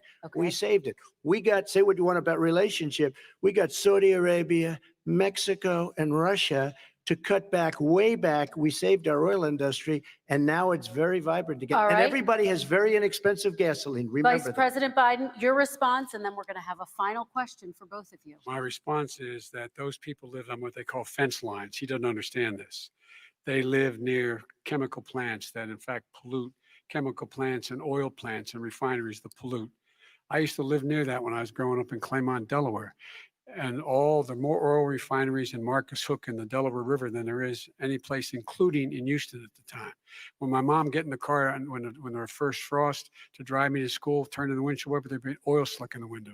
That's why so many people in my state were dying and getting cancer. The fact is those frontline communities, it doesn't matter what you're paying them. It matters how you keep them safe. What do? And you impose restrictions on the pollutions the pollutants coming out of those fence line communities. Okay, I have one final Would question. he close It down falls- the oil industry? It falls. Would you close it down the falls- oil By the way, I industry? would transition from the oil industry, yes. Oh, I will that's a big transition. statement. It is a big statement That's a big because statement. I would stop Why would you do that? because the oil industry pollutes significantly. I see. Here's the deal, but you That's a can't big do that. statement. Well, if you let me finish the statement, because it has to be replaced by renewable energy over time. And I'd stop giving to the oil industry, I'd stop giving them federal subsidies. He won't give federal subsidies to the gas, excuse me, to solar and wind. Yeah. Why are we giving it to oil industry? We actually do All give right. it to solar and wind. We And have that's one maybe the final biggest question. statement in terms of business. That's the biggest statement. Okay. Because we have basically one what he's final saying question. is he is Mr. going to President. destroy the oil industry. Will you remember that, Texas? Will you Okay. remember that, Pennsylvania, Oklahoma? Vice President Biden, let me give you 10 seconds to respond, and then I Ohio. have to get to the final question. Vice President Biden. He takes everything out of context, but the point is, look, we have to move toward a net zero emissions. The first place to do that by the year 2035 is in energy production, by 2050 totally. All right. One Is he gonna final get question China to both do of you. it? No, we're finished with Is this. he We have going to get move on China to to our do it? final question. We No, have to I'm move going on to to our final rejoin Paris question. Accord and make Oh. China abide by what they agreed to. All right, That'll this cost you is $1 about trillion. leadership, gentlemen. And this first question does go to you, President Trump. Imagine this is your inauguration day. What will you say in your address to Americans who did not vote for you? You'll each have 1 minute, starting with you, Mr. We have to make a country totally successful as it was prior to the plague coming in from China. Now we're rebuilding it and we're doing record numbers, 11.4 million jobs in a short period of time, et cetera. But I will tell you, go back. Before the plague came in, just before, I was getting calls from people that were not normally people that would call me. They wanted to get together. We had the best Black unemployment numbers in the history of our country. Hispanic, women, Asian, people with diplomas, with no diplomas, MIT graduates, number one, and everybody had the best numbers. And you know what? The other side wanted to get together. They wanted to unify. Success is going to bring us together. We are on the road to success, but I'm cutting taxes and he wants to raise everybody's taxes and he wants to put new regulations on everything. He will kill it. If he gets in, you will have a depression, the likes of which you've never seen. Your 401ks will go to hell and it'll be a very, very sad day for this country. All right. Vice President Biden, same question to you. What will you say during your inaugural address to Americans who did not vote for you? I will say, I'm an American president. I represent all of you, whether you voted for me or against me. And I'm going to make sure that you're represented. I'm going to give you hope. We're going to move. We're going to choose science over fiction. We're going to choose hope over fear. We're going to choose to move forward because we have enormous opportunities to make things better. We can grow this economy. We can deal with the systemic racism. And at the same time, we can make sure that our economy is being run and moved and motivated by clean energy, creating millions of new jobs. And that's the fact. That's what we're going to do. And I'm going to say, as I said at the beginning, what is on the ballot here is the character of this country: decency, honor, respect, treating people with dignity, making sure that everyone has an even chance. And I'm going to make sure you get that. You haven't been getting it the last 4 years. All right. I want to thank you both for a very robust hour and a half, a fantastic debate. Really appreciate it. President Trump, former Vice President Joe Biden, thank you to Belmont University for hosting us tonight. And most importantly, Thank you to those watching tonight. Election Day is November 3rd. Don't forget to vote. Thank you, everyone, and have a great night. Thank you. And if you're a Democrat, don't forget to vote 4 times.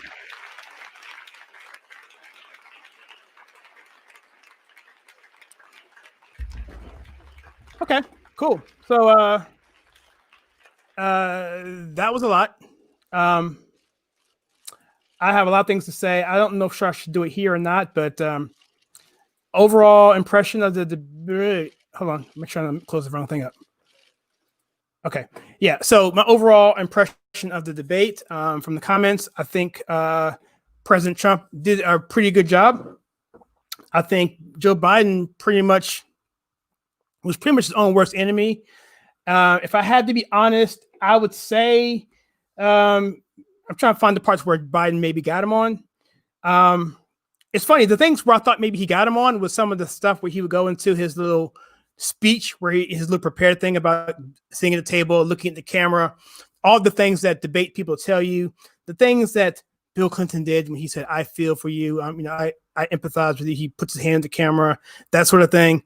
It does play well, but when Trump called him out on it, I think that was brilliant because he just said, "Look, this guy's a politician." And so what Trump basically did tonight was 2 things: one, to bring out the stuff about Hunter Biden, get people talking about the corruption. That's kind of number one, to get on this character, because people want to put Joe Biden as this character, this person who is like your granddad. How bad can he be? Yes, he's a little senile. Yeah, maybe he can't remember his keys when he goes to work, whatever. But he's not gonna hurt us, right? Because it's granddad. How bad can granddad be? And so by him hitting him home with the corruption, definitely downplays that. His numbers are definitely being affected by that. So that's number one. And number 2 is to go back to the roots of what got him elected. And that is to be aggressive when need be, to get his points off, to stay on message, but more importantly, to say, look, I'm a businessman. This guy's a politician. He's a career politician. So whenever he had the chance to say, why couldn't you do it? You've been there 8 years. You've been there 47 years. I wish he hit him on the point when Joe Biden said, hey, we had a Republican Congress. We didn't have a Republican Congress your first 2 years. Yeah, 2 years. You had both houses and the presidency, both chambers of the House, of the Congress, and you did nothing, right? And I wish Trump had hit him back on that. But aside from that, I think he established that. I think he did that. And as a cherry on top, I think Trump was able to get him to get flustered. He said that Abraham Lincoln was the most racist president of all time. I don't know what the actual quote is. I put it on Facebook already, but I may have misquoted him. But essentially, it was Abraham Lincoln's the most racist president ever. Because here's the best part about this, right? It was a gaffe, obviously. Not a huge deal, but because it's Joe Biden, it doesn't matter if what he said or what he heard was wrong and he thought that. It doesn't matter because his reputation already now is that he just isn't there as a person who can handle the job. And that's a huge gaffe. I think, to me, the biggest thing from a political standpoint, the biggest talking point that President Trump hit him on was probably 2 things. But the first one, I think, is still probably the biggest, and that is his plan for pathway to citizenship. That is a 70-30 losing issue for Democrats. Only the radical left have a plan for that. No American wants pathway to citizenship. That is a very unpopular issue. That's what got President Trump elected. And he basically caved to it. And also the whole thing about the whole fracking thing and the oil, getting rid of oil production. He basically honed him into that, backed him to a corner, and forced him to admit, yeah, I'm really trying to get rid of the oil emissions. Someone here in the comments said, well, you do realize that solar energy and electric cars do run ultimately on fossil fuels. He mentioned about the birds being killed by the windmills, and I didn't realize that those windmills actually offered also carbon emission as well. So I mean, he hit him on those things. And I know why he didn't hit him on this one part talking about Trump in terms of him saying about the zones, defense lines. Trump said they're making a lot of money, but I see why he didn't say, well, if they want to move, they could. And it goes back to basically Milton Friedman. Milton Friedman was an economist. He won the Nobel Prize for economics. Milton Friedman, he said in many of his talks, in his lectures, in his books, that we have the right to mitigate our own risks. If I want to drive a Yugo and take the chance that I'm going to get hit by a bus and get killed versus being in a Hummer and get hit by a bus and survive, then that's my right.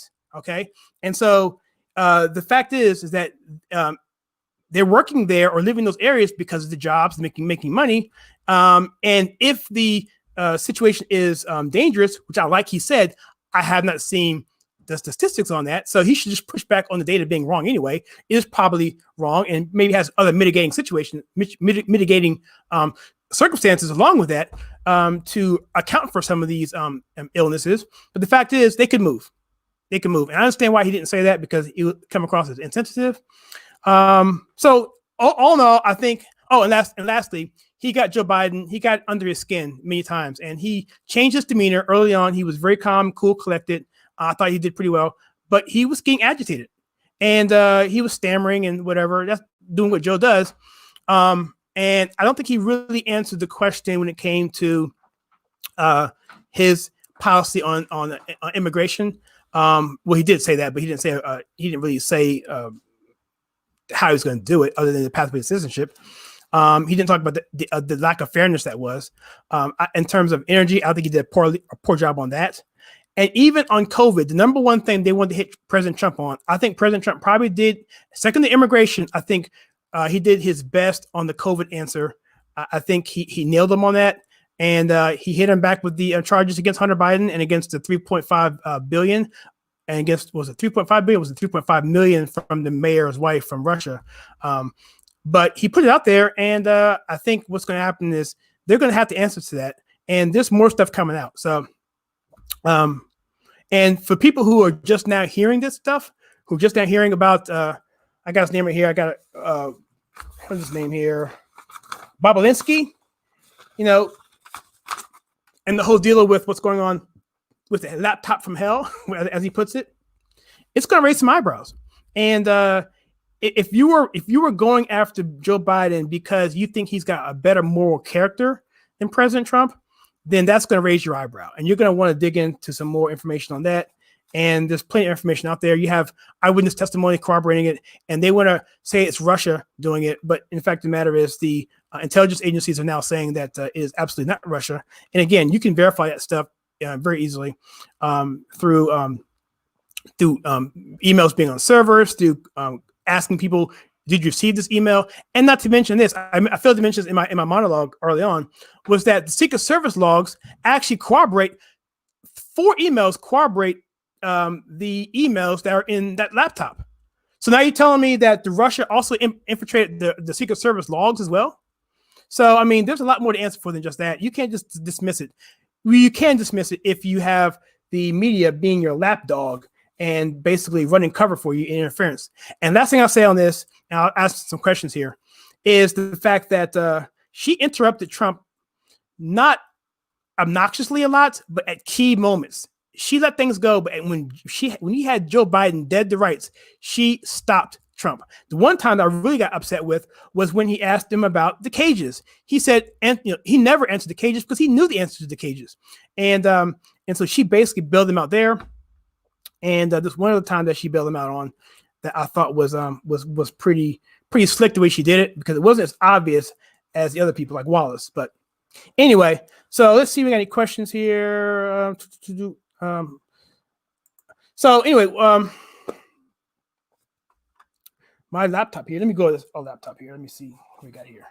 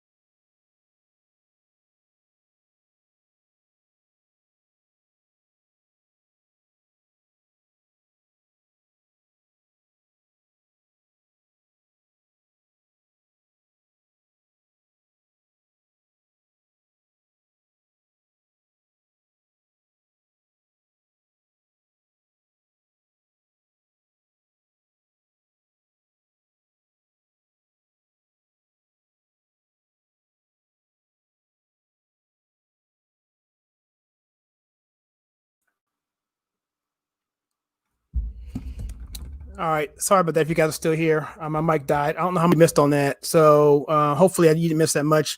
I got a notification up top here and it looked like I didn't miss too much, but I'm going to start from where I was just for the sake of the everyone else. Great fight. Biden's a joke. The moderator basically was way better than Chris Wallace, of course. But he said, I agree. And I said before, I don't know if you heard me or not, but I thought that she interrupted at times that I thought were not obnoxiously obvious, but were critical. Like the time when he asked Joe to his face, who built the cages, Joe? Who built the cages? She jumped in there and interrupted. And also one other time, I can't remember. Let me see what else we got here. Biden's definitely a communist. Absolutely. And that's another thing, Chase. That's a good point, Chase. Because I mentioned not only does he need to point out that he's not this happy-go-lucky grandfather or uncle, but he's also a corrupt politician and he's also a socialist. And Joe, unfortunately, said some things in here that's going to piss off some of his radical base. He just is. I mean, he wanted to talk about Trump talked about socialized medicine and he wanted to talk about a single payer option or whatever you call it, government option. I'm not sure what he used, but his terminology may have confused some people. And when Trump said that he was going for socialist medicine, which is what a lot of these leftists want, Joe denied it. So there's a suspicion already. There's already a suspicion already that Joe Biden is not for the left. That he is just someone who's going to come in to the presidency and basically hammer it to the progressives on the left. Tim Pool says this, that he says essentially that if leftists were smart, they would actually vote for Trump. Yeah. Thank you, Rodney. It happened. The thing muted, but then it couldn't come back for their reason. So, but Tim Pool was saying, hey, it's better for us to vote for Trump because at least Trump is anti-establishment on either side. Both sides of the establishment don't like him. People on the never Trumper side and people on the leftist establishment side. And so we should do that because what's going to be happening is we're going to be alienated once Biden gets in because they don't like us. You saw what happened with the Young Turks when they didn't get invited to the DNC virtual stream, whatever it was. And they were kicked to the curb, and the Young Turks are openly against the Democrats in the establishment community. So, but they're jumping on board because of never Trump, Orange Man Bad syndrome, TDS.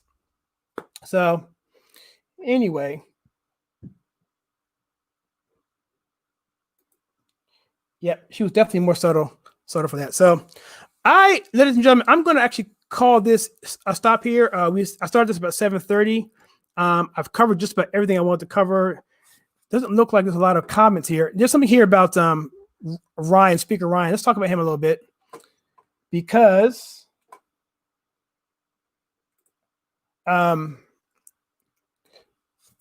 Speaker Ryan, when he debated Joe Biden back, that was under Biden. That was Romney. So that was 2012. Biden just hammered him, and so I think someone said here that Ryan's also something else. He's corrupt. Yeah, I think Ryan wouldn't need to go into the corporate sector to make money now. Ryan definitely did his best to undermine the Trump administration. And let me say this, guys, real quickly. I was part of a live stream last night with Larry Schweikart, and he's a historian. And I'm gonna put a link out there if you can get to it. He had the historian session, and he talked about Abraham Lincoln. And I learned so much in this 1 hour, and I've learned probably in several years. I've read 3 books about Abraham Lincoln, and there's so much to learn about this complex man. But the talk was the Lincoln you don't know. And I'm going to do a off books thing, maybe on my other channel, maybe on Facebook, not on this channel. But I'm going to incorporate it into another video because it relates to President Trump and how Abraham Lincoln was a non-establishment person. And he was pushing the power because he didn't piss anybody else off. But that's not really what Trump's like. But what the comparison truly is with Lincoln is the simple fact that Lincoln was anti-establishment because the Democrat Republicans and the Whigs were playing that game back and forth all the way up until Lincoln got into office. And they were just they were basically increasing the size of government all the way until the year of 1861. And that was causing, because they didn't want to deal with slavery. The Democrat Republicans didn't want to talk about slavery, and the Whigs didn't want to talk about slavery either. So they basically spent money to allow people to, it's basically, they paid money simply just to not say anything about it. And government got bigger, got more corrupt. And so when Lincoln got into office, both sides didn't like him. And then the Whig Party basically fell off. And the Democrat Party got rid of their Democrat Republican side of it and became Democrats because they wanted to disassociate themselves from the Republicans. And it was basically from the Nebraska Act, the Kansas-Nebraska Act. And the original name of the Republican Party was the Anti-Nebraska Party. But it's really interesting talk anyway. I'm getting off from the subject here, but I don't know why I brought it up. I guess the fact is I want to talk about that at some point in time, but if you get a chance to take a look at that, I'll put a link out there. I'm not sure if it's private or not.